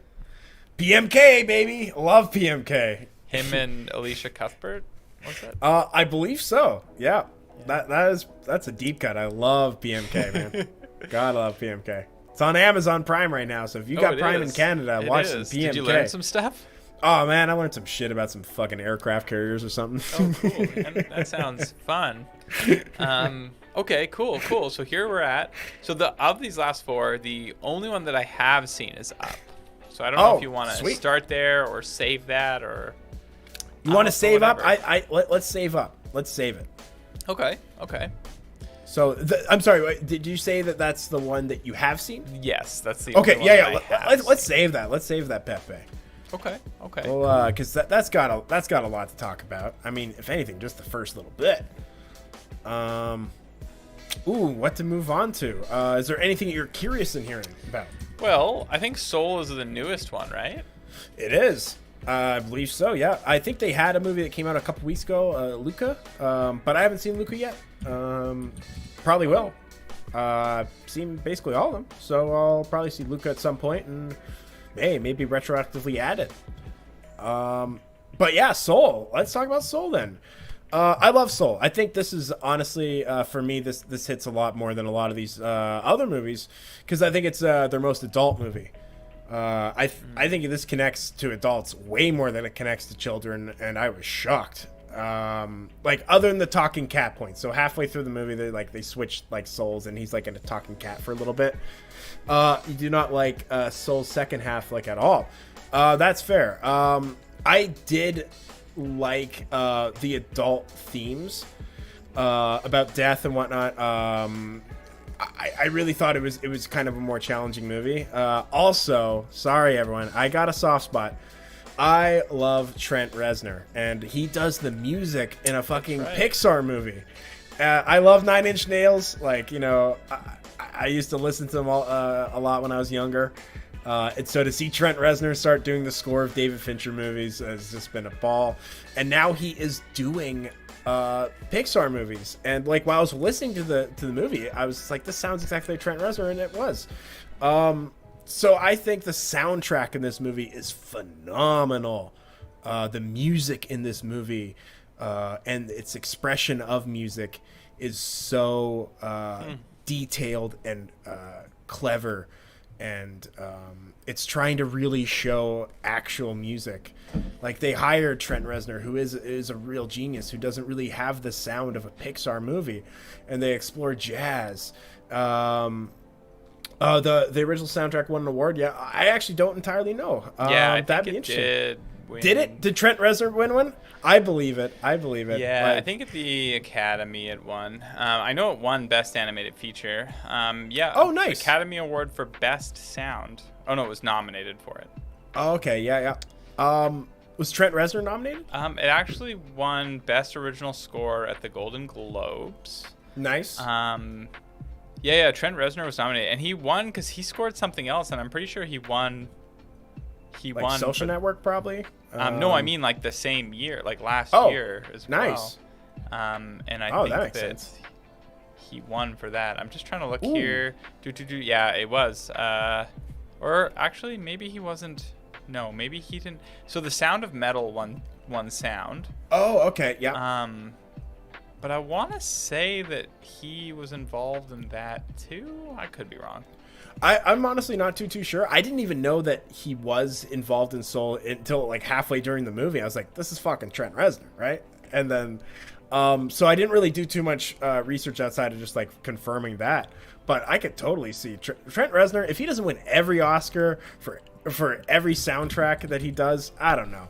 There's something wrong with the system. I think he's a genius. I have a soft spot for Nin. It was ahead of the time back in the day, that unique industrial play with it. And he just does a brilliant job layering some of these sounds and these drones. It's just like, oh, mwah. So I think Soul was incredibly unique for a Pixar movie and something that I think I needed to see from Pixar personally. An adult movie about some pretty intense themes. It did a okay job at doing the story, the souls and them being displaced, and the whole explanation of death was okay-ish. But the fact they even went there and tried, and had that soundtrack going for it. I didn't like the cat part. That really brought the movie down for me. Like, there's at some point, like, he switches souls. He's supposed to land in his body, but he lands in a cat's body instead. And, like, they play with that for about 30 minutes. And not a fan of that part. It went from being an absolutely amazing story of a struggling musician to Alice in Wonderland in the year 2090. Yeah, I agree, right? Like, I think it was kind of a cool way of him realizing his purpose. Like, it was pretty much a near-death experience, and then, like, realizing I liked that part of it. Like, I didn't mind the world. It was kind of like if they took, like, Inside Out and then just, like, smashed it in the movie you're talking about. Like, a great story about a struggling musician and a movie about the bigger meaning of music. And then, I don't know why then, like, there was this, like, Inside Out plot. I do actually kind of agree with you on that quite a bit. Orbs, and it was even orbs. Like, it's like they had, like, 60% of such a fucking good movie, and they're just like, let's just fill it up with basic bullshit. So I don't know. Sorry, I don't know what award exactly I was looking at before, but this one did win Best Original Score. Maybe nice. Soundtrack is what I said, or there's a different award, but it did win Best Original Score at the Oscars, and it was the other one that Trent Reznor and Atticus Ross were also up for, was Mank, which was also nominated. Hey, that's a Fincher movie, of course. Yeah. Yeah, that's awesome. I'm glad that, like, this makes sense. There's so many things in the Oscars and, like, people getting recognition, and so it doesn't make sense. A technical, like, music is something, like, he can't really deny, and he's so good at it that's just like, I mean, hey. But yeah, this one was the two of them and John Batiste, which is, I think he does for one of the late night shows, and then he does his own music. Very talented musician. Stephen very Colbert. talented. Yeah, Stephen Colbert. He probably did a lot of the jazz elements. I believe he's very good with that makes sense, more classical music. He's the creative director of the National Jazz Museum in Harlem. Oh, that's awesome. See, this movie cares. This movie, like, knows probably some of the best musicians and is trying to showcase them. And I think that shows a certain kind of passion to what they're trying to go at. Did it work entirely? No, but I kind of loved the mess of it. Some of the mess didn't work. I thought what did work, though, worked so well. So, fuck. Oh, man, I would love to put this movie at an S. We can't. There's too many flaws. We can't. I love it personally with some of the themes and the music. I don't even think we could put this at an A. I think this is a B, C. You honestly think it's D? No. Don't put me in this position. Oh boy. Can I at least argue for a C at the very least? Can I at least, like, pump this to a C? I think the music. What's the Wi-Fi on D? What do we got? Hayden, what do you think? C. Okay. All right, like, just for the music element, I think it had a lot of. Wi-Fi is bending. All right, thank you. What's the Wi-Fi? Thank you. I don't know. I think C. Is that that's rough. Okay. Yeah, let's do it. All right. Apologies, but I just think it's I have to agree. The music was absolutely phenomenal. Yeah, right. Like if it wasn't for that, E, fire. I think this is probably a good moment to like reiterate that our tier lists are kind of relative to each other. That's the kind of the stance we've taken because, for instance, like a PIXAR D is not the same as like a Jackie Chan D. No, you know, absolutely yeah, not. they are not universal. No. It's not objective. It is relative. So even with a D here, it's relative. Yeah, right. Like the worst Pixar movie is absolutely better than the even some of the better Jackie Chan movies of certain times. So yeah, absolutely. I mean, would you wager to say that a C-level Pixar movie is a Jackie Chan A or? No. I'm just kidding. Different, apples and oranges. Apples and oranges. What D is definitely better than what the fuck Rush Hour was on. Rush Hour 2 wouldn't be Finding Nemo. Maybe not. I don't know. For Jackie Chan performance alone, maybe, but as the movie as a whole, ooh. Yeah. Boy, here. The last three though. Onward is better than all the Rush Hours. I agree. 100% with that. 100. Okay, cool. So that's Soul then, huh? Yeah, that's Soul. We're on to movies about death. We're just like they're all fucking about death. Oh well, the world's a scary place, and Pixar's on top of that. Get the shivers. You get scared. That's okay. You pop on a movie. Everything's all good. For now, anyways. Yeah, right. For now. I'm just kidding. And until Biden's America. Just kidding. Most boy. Wi-Fi doesn't think Soul was about death. Fair enough. That's fair. I thought it was to a degree. I thought it was a near-death experience. Not necessarily what happens in the afterlife per se, but I think it was about the fear of death. It took place in the afterlife, but I think it was about finding purpose. I agree, right? Like, I think in the near-death experience kind of forced that to evaluate his purpose. I thought it was purpose in the form of death. Yeah. That's probably a better way of specifying just saying it's a movie about death. That's true. Well, purpose in the form of death, it's almost like we're talking about Midsommar. Oh, boy. Same movie, basically. Oh, I love Midsommar. Oh, give me that. Give me some Hereditary. Oh, boy. Yeah. Those are legit. Hereditary is one of my favorite most recent movies. Nice, man. You know what? I'm glad you say that because I really thought it was great, and I noticed a lot of people were kind of lukewarm to it. It seems. I thought there was so many unique pieces to it, and it was so like chillingly scary. There was some shocking moments too, but like, yeah, there was a lot happening there. I didn't expect it. Movie. And it warrants a second watch. It really does. It's like. It's good. Like the first time I saw it, I liked it. The second time I saw it, I loved it. I thought so. Oh. Yeah, if you look at it as a filmmaker, it was genius. Yeah. What's his name? Ari Aster. Ari Aster? Yeah. Totally. Yeah, it's got some cool stuff coming. And yeah. Like Midsommar was a very interesting watch as well. Yeah, right. Like I definitely enjoyed it. I thought it did an interesting job with a lot of stuff. I should probably watch it again before I fully talk about that. There's probably more to think about and analyze in it than there is Hereditary. Midsommar. Yeah. So that's why I think I'd want to watch it again. But I think I'm going to shoot it and say, I think I like Hereditary more than Midsommar. No, fair enough, man. Fair enough. Yeah, I don't know which one I like more. I don't know. When I first saw Midsommar, I was kind of like, whoa. And then I kind of sat with it a bit and I think appreciated it more. There's a lot of interesting stuff. Yeah. And there's a lot that I think the whole setup of these American kids that are they have a quintessential, they're these college kids who think they know exactly what the world's like. So then they're engaged in this community that they don't they're like, oh, I know what this is and this is cute, and the community's being honestly pretty honest with them with the weird stuff that they do, and the they're not really hiding it, but then they are blind to seeing it because they're so well, curious. I'm cultured and I'm gonna appreciate your culture, and like, but it's a very great stance to make those characters believable. There's some stuff where like their buddy that like takes them there is like so normal, and like if he really came from that place, I'm like, would he just like fit in the frat and like bring all the boys back? Like, you know, like there's some of that. There's some at some point, yeah. Like, it is a movie that requires you to kind of like go with it at times, like, experience it rather than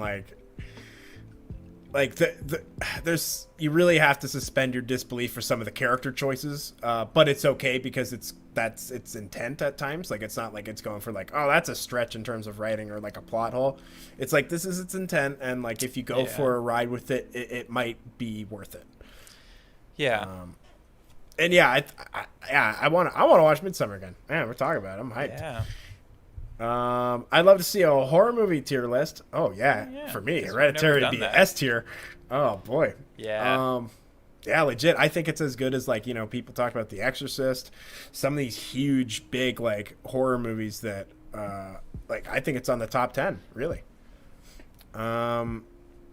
Would you have enough of a Midsummer genre for a tier list? Yeah, definitely. I think there's some stuff. We can go like watch some. I don't know. Cronenberg has some pretty weird, violent horror-ish movies. Yeah, there's enough weird horror. Was Ari Aster involved in The Witch? I can't remember. I feel like they had the same producers or something. Oh, the Vivitch. That's right. I couldn't honestly 100% confirm or deny that. I feel like I saw. Yeah, it wasn't directed by him. Maybe he produced it, or I don't know. Hey, someone did somewhere. Somebody produced it.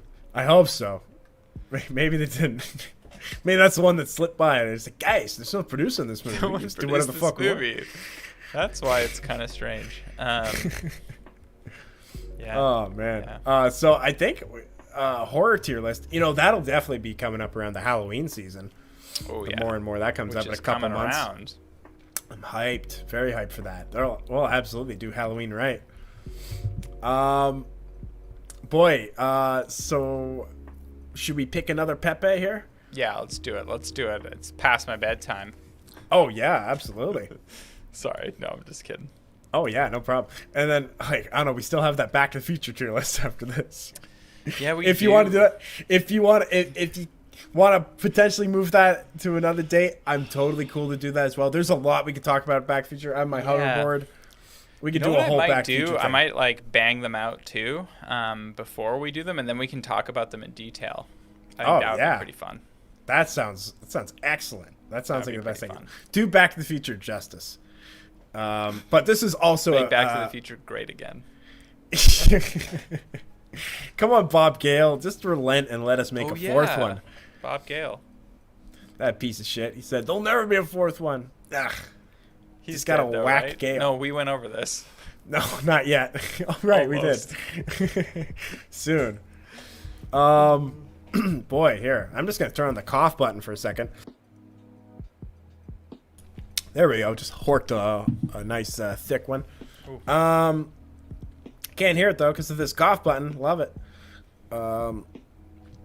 Yeah. So, any movie that is interesting you looking at it? Well, Up's the only one that I can like say anything about.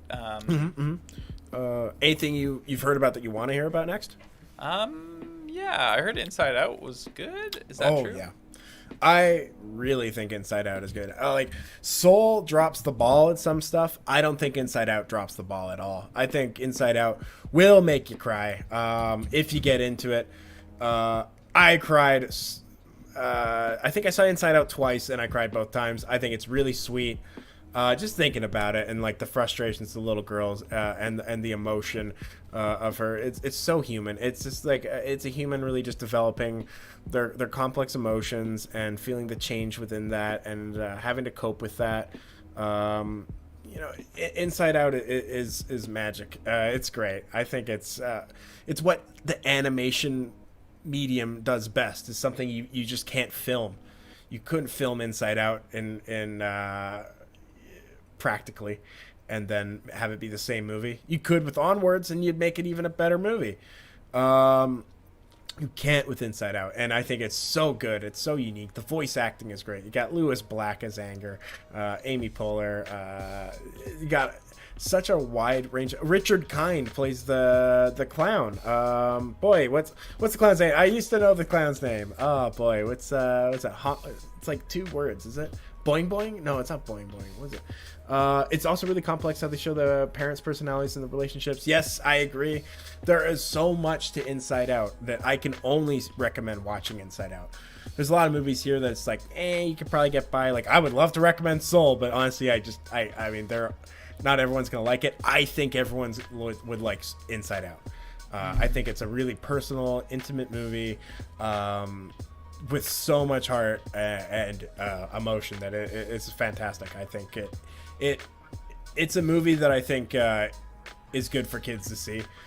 All I can say is there's a lot of shit and fluff out there, and this definitely isn't it. I would rank this up there as one of the better movies made in the 2010s in general, let alone animated.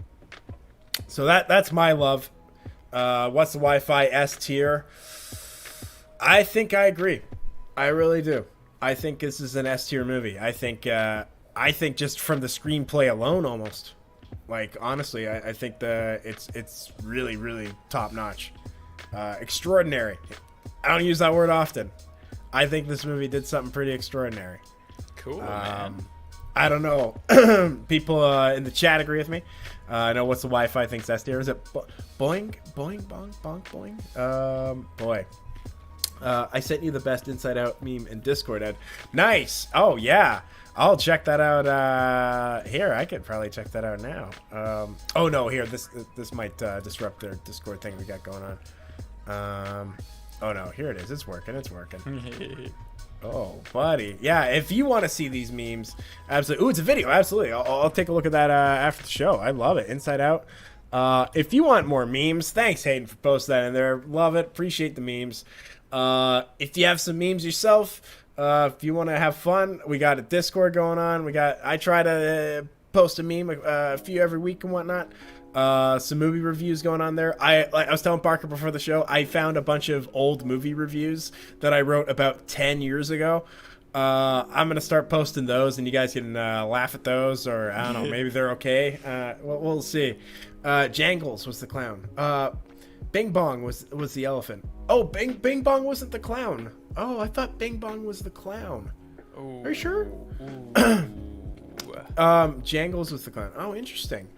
Thanks, Hayden, though. Absolutely. Hop in the Discord if you haven't. But Bing Bong was the wholesome elephant. Oh, okay. All right.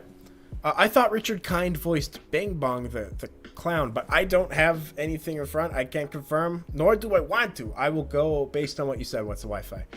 Because you wouldn't fuck me. What's the Wi-Fi? Would you? Just kidding. It got serious. Oh, you wouldn't do that. Okay, so it sounds like Inside Out is S tier. Just bringing it back.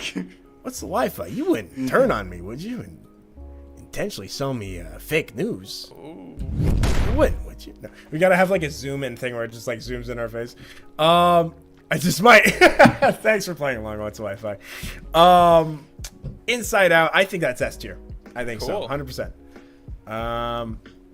Let's pump this Pepe up. What do you think? Yeah, it sounds good to me, man. Boop. Let's stamp it and drink it.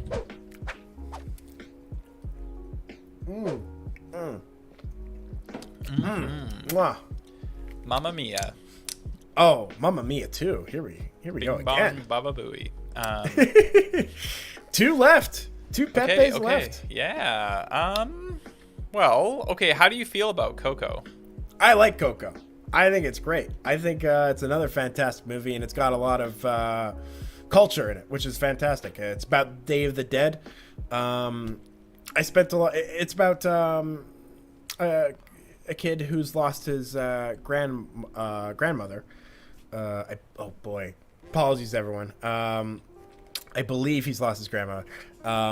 but it's based on the whole Day of the Dead story where you another movie with the theme of death. I agree. Wow. Apologies, blanking on Coco. I saw it pretty recently. Saw it during the pandemic. No, his grandma's alive. It's the grandpa that is dead. Spoiler alert. Either way, so the movie is about the kid going into the land of the dead. This is about November 1st in Mexican culture. Day of the Dead. That's the day where the dead walk among us. But it's not seen as a bad thing. It's seen more as the line between the living and the dead is it's at its thinnest then. So I think it is a really sweet movie that a young boy goes into that world, talks with the dead. Of course, there's like a ticking clock. He has to like get back into the living world, or else he's permanently going to be in this dead world. And yeah, he comes across a musician. Thanks, Hayden. And there's a music element, isn't there? There is a lot of great music in it. Again, like this movie is just a well done hit of culture from Pixar, which is really, again, refreshing, you know. And they put in a lot of effort and detail into researching it. And as I was going to say before, I spent a lot of time in Arizona and Tucson growing up, so there was a lot of imagery of Day of the Dead. You know, you get a lot of the skeletons, whatnot. We have some here around. Yeah, actually, we have some Day of the Dead here. I just grabbed them. Ooh. Yeah, we got some Pepes. Yeah, here's a real hit of some good stuff here. Death. Yeah, right? This one also has a painting of Frida Kahlo in it. Oh, sweet. Yeah, right? That's pretty cool. Yeah, right? Little display. Got this little Pepe here. Little business Pepe. A business. Kind of looks like the mask a bit. Business. Yeah, right? So it's kind of celebrated a bit, it seems like. More so. It's not nearly as sad. Yeah. Over up here, you know, Halloween and whatnot, associate death. It's a little more the grim side, but it's a little more celebratory down south. And I think a Pixar movie that actually did that justice and wasn't like some like I'm not too sure if in 20, 30 years we're going to look back at this movie and say it's culturally insensitive. But from what I'm gathering, I don't think so. I really think that it did have a lot of care into authentically researching the culture here and accurately depicting it. Which I 100% appreciate, because Disney may not have the best history of that. Hayden, not only was Coco's music amazing, the messaging and cultural awareness really strong. I agree from a production standpoint. The shot of the city of the dead at 7 million lights rendered into it. And that's freaking ridiculous. Wow, that is insane. The movie is so colorful and vibrant and amazing looking. I have to say, Coco did surprise me. Kind of stammered a bit while trying to figure out a way to summarize the plot, just because I forgot some of the specific story beats.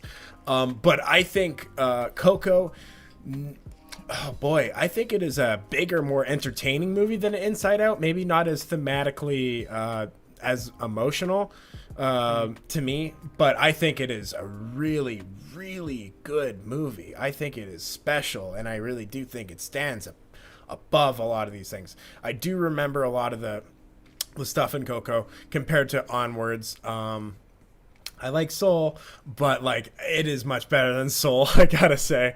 I think it did similar things that Soul was trying to do, but I think Coco is, like I said, a much better movie.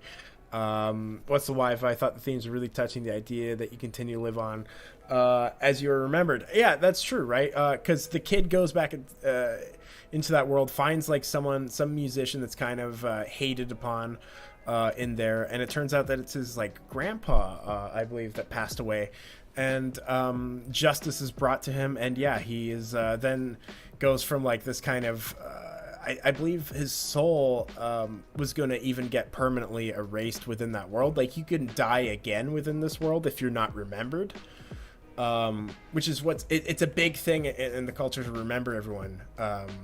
So either way, there's a lot of complex stuff with not complex, but there's a lot of, I'd say, good quality stuff with Coco. Yeah. Don't take my blabbering word on it. I recommend checking this one out for yourself. Coco, I think, belongs in an A. I'm not sure if it's quite an S. I don't know. I think Inside Out, Toy Story, Wall-E. I honestly like it a bit more than Wall-E, but that's going to be a sin if I adjust that. But I think it's an A. I agree. A. Okay. Well said. What's the Wi-Fi? Yeah. What's the Wi-Fi is really coming in here and helping out with some of these Pixar movies. But yeah, here let's put it in A. Let's do it. Let's dive in. Boom. Nice. Okay. And I are no longer friends either. So. Oh, apologies. Yeah, that's fair. That's fair. Look, I love Wall-E. I love Wall-E, but yeah, there's just I don't know. Does Ed? I think Wall-E. I like Wall-E more than Soul. So I'm not completely out to lunch. Kind of. One left. That's right. That's right. Up. I've seen this one. Nice. What do you think? I think. Well, first of all, I think it's funny that in the same year, 2009, Up in the Air also came out and was a recognizable film. That caused confusion, I imagine. Oh, hey, is this the Clune Dog film or is this the dead wife one? That's the dead wife one. This one is his wife dies in the opening. Right. I think that's true. I can't. Yeah. I did see Up in the Air, but it was, he's like traveling all the time and shit, and but I remember that being a pretty safe movie at the time. Like, hey, George Clooney. Yeah, I'm more of the Descendants kind of a guy for safe George Clooney movies. Oh, Alexander Payne, not knocking it out of the park. Wait, no, actually, no, he did knock it out of the park. Was that was written by Nat Faxon and Jim Rash, I think, huh? That's can't tell you. But I did see the movie. The only reason I remember that, I think, is because Jim Rash plays the dean in Community. So I think I just have all of his projects burned in my head, like way back. Oh. We need to do a tier list of safe George Clooney movies, just the safe ones. Safe George Clooney movies. Oh boy! But that soap opera he was on. Was he on The Young and the Restless or? Oh yeah, he was on one of those pieces of shit, and then he was on ER for the longest time. That's right, ER. That's that. Yeah, that's it. But yeah, the Clune Dog. Oh boy. The Ides of March. I would argue that's a pretty safe movie. Oh yeah, with Ryan Gosling. Yeah. Totally. What was the one with Anna Kendrick? That was fairly safe. Ooh boy. Oh. Anna Kendrick Anna Kendrick got to grace the screen with George Clooney. Wow. That was Up in the Air. Oh, hey, right on. We got a Clooney head here. Oh, nice. Oh, nice. Boy. Total Clune hound here. Yeah, that's right. That was. Yeah. Clune yeah, Dog. Safe. We're all on the same page, though. That's for sure. Oh, I love it. Yeah. What movie did you like more, Up or Up in the Air? Okay, so I liked Up more. I didn't mind Up in the Air. It's just kind of one of those movies where, like, it's chill and, like, nothing explicit happens, I found. Yeah. But, I believe this was back when I, like, really respected the Oscars, and so I decided to try to watch all the Best Picture nominees, and I think Up was an animated nominee. Kind of like Tyler spoke about before, so I think, like, this setup is such an effective, like, heavy, you immediately attach to the character with the setup. So for those of you who might have not seen it, this old man, I actually don't know what his name is. I don't know. Right? Yeah, his name is Carl. Carl. Boom. Basically, you kind of get like the backstory of his life as the setup, and it's just this like very heartbreaking and like relatable story where like, he like has these plans that when he's gonna retire with his wife, they're gonna do this great thing, and like there's all this. I don't want to give too much of it away, but like basically he's alone, and he's just like very relatable. And I think it's like within the first 10 minutes, I was like instantly rooting for him. And I think, in my opinion, like, and I don't watch a lot of animated movies, but like I think this is one of the most effective setups in a movie that I've seen. And like, like Tyler talked about it being really emotional, and like I completely agree with that. With that being said, I think the rest of the movie is like pretty good. It's okay. Like, I mean, it's to me then all of a sudden like once you get into the whole adventure of it and kind of like the catalyst and all the Act 2 stuff. I guess Act 2 is when he actually goes up in the air. So once you kind of get there, it's like, yeah, it's an animated movie. But that first act, that was a real goodie, in my opinion. Yeah, hey man, I think you nailed it on the head right there. Is absolutely the thing that people talk about. 100% is the beginning of the movie, the first 10 minutes. Hey, you didn't want to spoil it? I'll spoil it. I think people the people are going to see it. I've seen it. If not, that's okay. But yeah, it's about the full relationship of a man and a woman. They grow up together, and unfortunately, his wife passes away, maybe prematurely, and it's about his life after that. However, the first 10 minutes is, yeah, like you said, so good.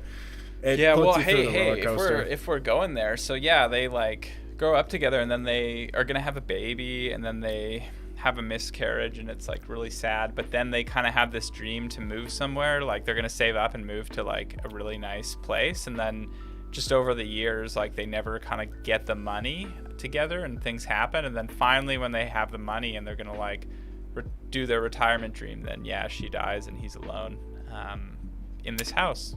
Yeah, total sweetie of a movie. Yeah, you know what? The first 10 minutes could have been its own short. Yeah, the rest of, I think it's like they almost did that intentionally. Almost, it was like it's so different from the rest of the movie. It's like, oh my god. Yeah, I mean, in my opinion, I would say the rest of the movie is not bad, but I also don't really have much context with animated movies. But it definitely, like, yeah, the part I remember is the beginning. That's fair. Yeah, I personally gonna give a thumbs down to the rest of the movie. I think, yeah, it's very standard plot. Yeah, it's. I mean, I know you don't watch many anime movies, but yeah, if they were all like the rest of Up, I could see why you wouldn't. You know, yeah, it's pretty standard. Funny jokes occasionally, some heart. You know, you learn to move on. Just because your partner has died doesn't mean that the adventure of life has to necessarily stop. Would they even want you to? Like, you know, it's great. It's a total sweetie of a movie. Give it a hug. Give it a snug. I think just for the fucking opening scene, I don't know if you're feeling me with this one, but I think we gotta put this at S. Is this? Whoa. I think it's. Is this jump the gun? Well, you know, whoa. No. No. Yeah, Resounding no. No. Okay. So I think like I shot my thing. 10-minute does not define the rest of the time. No, it doesn't. But I think in this unique case that this opening 10 minutes is so iconic and some of the best ever in film. It does raise what otherwise probably would have been like a B, maybe C movie. I C as a whole. Oh boy, what's the Wi-Fi? I think that's too intense. I think Up has at least from its opening scene. I think it's a D raised to a C. Oh, what's the Wi-Fi? You're hating on this movie. Is this just? I don't know. Maybe. You bring up a good point though. I mean, the rest of the movie is so fucking like meh. D to C. I'm more feeling like B to an A, or even C to an A.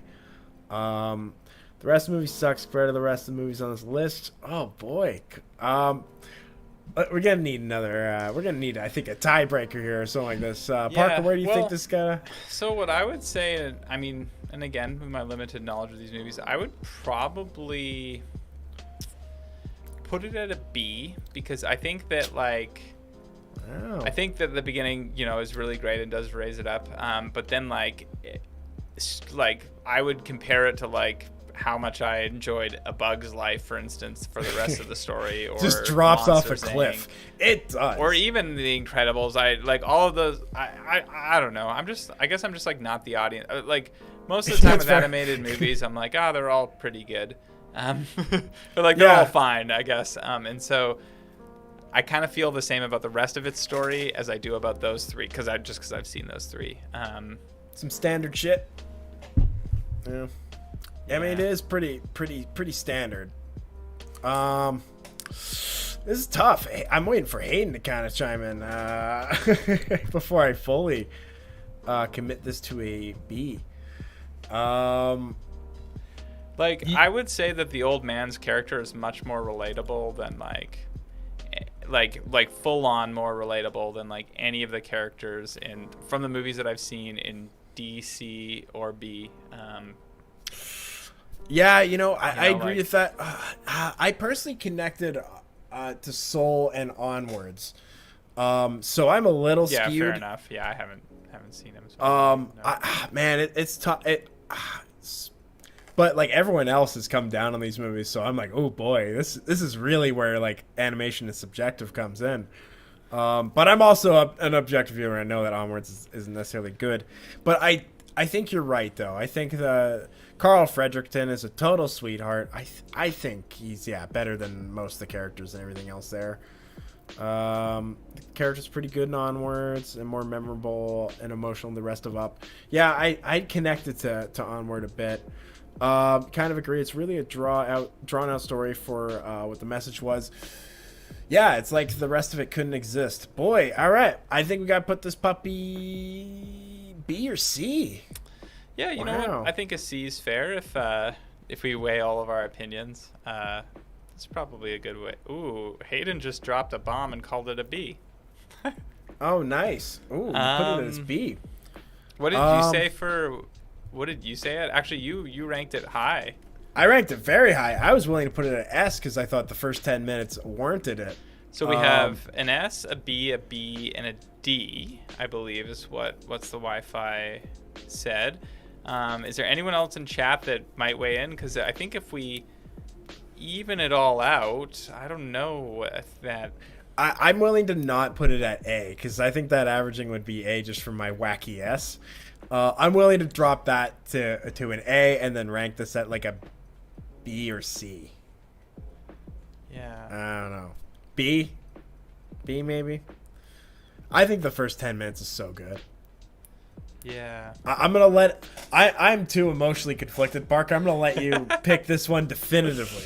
Well, I don't know, because I'm not super charged about the rest of the movie like everybody else. Like I thought it was like, yeah, it was fine, but again, I think that most of the time when I watch an animated movie, so I'm like really trying to like rack my brain as to if I thought this one was worse than other stuff I've seen. I don't know. You know what?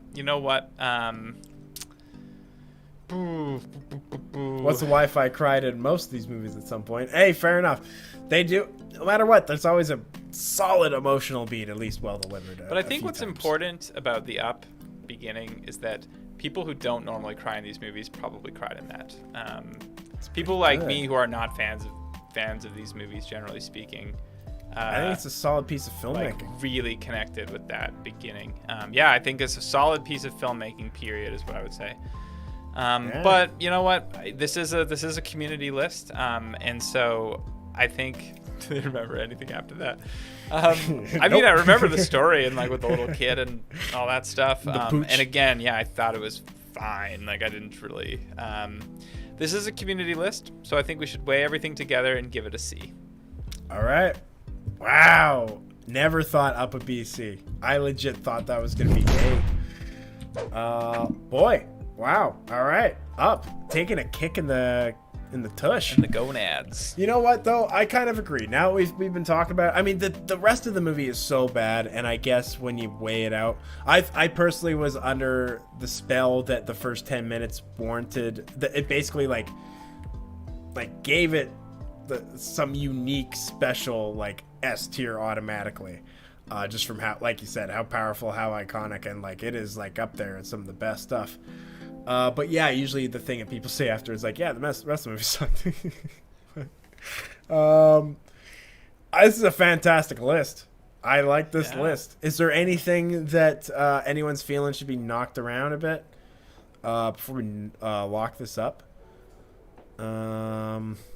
Speak now or forever hold your peace. Me just looking at it, I think it's pretty solid. I think so. Have you seen Incredible Old Man go from not being able to get out of his bed without cracking his back? The climbing outside of a blimp at 20 feet. Hey, that's the beauty of animation. And this is a kids movie, and they often overlook logic, which is maybe why I don't like them that much. But you need no, logic. I shouldn't say that. They don't. You're a robot, Parker. Okay. No, there's yes. That's not the right way to say it. I don't know. Like it is made for kids, and once you're past a certain age, the formula runs real thin, and you got to be real special in order to kind of make it onto the rest of the movies. Like, in my opinion, I think, for like animated movies. Maybe what it is like I really feel for like loneliness stories, you know, and I don't know if I guess because like that's how this one is set up, right? And then are there like of these other movies, is that a theme that they've touched on? Yeah, again, I don't know. Definitely individuality. Soul, I think so. I mean, not necessarily loneliness, but he is an individual that, you know, is kind of rejecting his family, angry at his family to a degree. Inside Out is about the individual. Loneliness is, I think, one of the orbs. Yeah, you know, I think that's probably one that goes into loneliness and, you know, certainly loss like that. Because a lot of other movies talk about the actual event of death. This movie's about after it. Is Wally lonely? Like, cause he's alone, yeah, right? Is that what happened? For part of it, there's a part of it where he's alone, and then there's like then he's not. But yeah, you know, actually, Wally does deal with loneliness for a good chunk of it. Totally, yeah. It hooks people in, you know. It's a very, you know, we project ourselves onto it, and that's the beauty of cinema, right? Is you know, I think loneliness. One of the best movies that captures loneliness for me is Punch Drunk Love. Cool. I think that movie is so magical when it comes to that. Sorry, just reading what's the life. Yeah, so Bug's Life, we might have ranked it higher due to nostalgia, but we haven't had enough time to develop that for movies like Onward. Fair enough. Yeah. That there is something to say for that. I remember enjoying Bug's Life a fair amount. Again, like, we're talking about movies that should be animated and shouldn't. I'm not sure if Onward's necessarily was a great use of the animation medium. But it wasn't bad. I personally connected it. I remember when I watched it, I was a lot better than I was expecting. However, I don't think it, you know, didn't resonate. I don't know. But hey, I do agree with you, Parker. I think the beauty of animation is fantasy and tying morals to the extremes, not accessible by real life, so you can kind of exaggerate emotional plots, really hit the message home in adventurously impactful ways. Yeah, right. There's the stuff you could do with the medium and whatnot. There's definitely some animation. We'll get you hooked. We'll get you hooked. Get you hooked in some of the good ones. No, that's fair. I actually did quite enjoy Anomalisa and realized that could really only be done as not as a live action movie. I guess it was stop motion, I think. Yeah, 3D printed stop motion. So there is some of that stuff where the story can only be done that way. That's a good point. Yeah, right. There's so many animated. Hey, Fritz the Cat. That's definitely not a kids movie. It's not a good animated movie though. Robert Crumb though is kind of talented in his own weird way. I should totally flush him down the toilet. He actually despised Disney for all the live action remakes. Yeah, right. I mean, they're just cash grabs and they're not nearly as good or as inspired. Come up with your new movies and hook them in for real. Try that.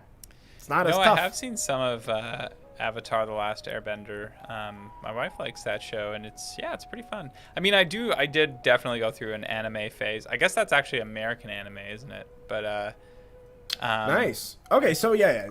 I did go through an anime phase as a kid, so I grabbed into that, a fair bit. Totes. The whole Dragon Ball universe, big time. Hey, Goku, gotta love it. Dragon Ball GT. Yeah, sweet. And how are you feeling about the tier list in general? You feeling like this is pretty solid? Yeah. I mean, to me it is. Yeah. I think the only thing we were discussing a bit is maybe Bug's Life going down. Yeah. I heard a solid no from you there. Yeah, it's kind of a solid no for me, but I don't think it's necessarily wrong. I mean, I'm looking at Monsters Inc. Soul and Up, and I think they're all better in A Bug's Life. Yeah, that's fair. Yeah, I think just from like process of elimination. Yeah, I would agree because I've seen, two of those, and I would agree too. right? Yeah.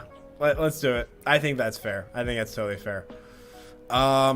Boy, now look at. I think this is great. Yeah, I think it's pretty really even. solid. It's pretty even. I think this Thanks, makes chat. sense. Thank you for Yeah. your input. Big time. Oh boy, yeah, input and information. Because apologies, if this kind of was a spottier episode for information. Some of these movies I haven't seen in a long time. I'm still kind of recovering from that Amy Adams binge I did a few days ago, where I watched like 5 of them in just like 24 hours. I was planning on kind of doing something similar to this, but I think better time investment would be watching Back to the Future beforehand, because there's just 3 movies there, but there's so much to say, so gotta have that fresh. What's the Doc's thing? He's like, "Great Scott, Marty." Is that what he Great says? Scott! Absolutely. Yeah. You got it.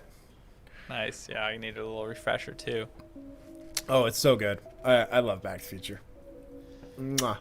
Yeah, I know the fun fact about the Two Pines Mall becoming the Lone Pine Mall, and everyone's like, "Did you know that?" And it's like, yes, we all knew it. Dude, I literally chatted with someone last night who said that exact same thing. Yeah. Was there a It's like short? the one thing I feel like that like.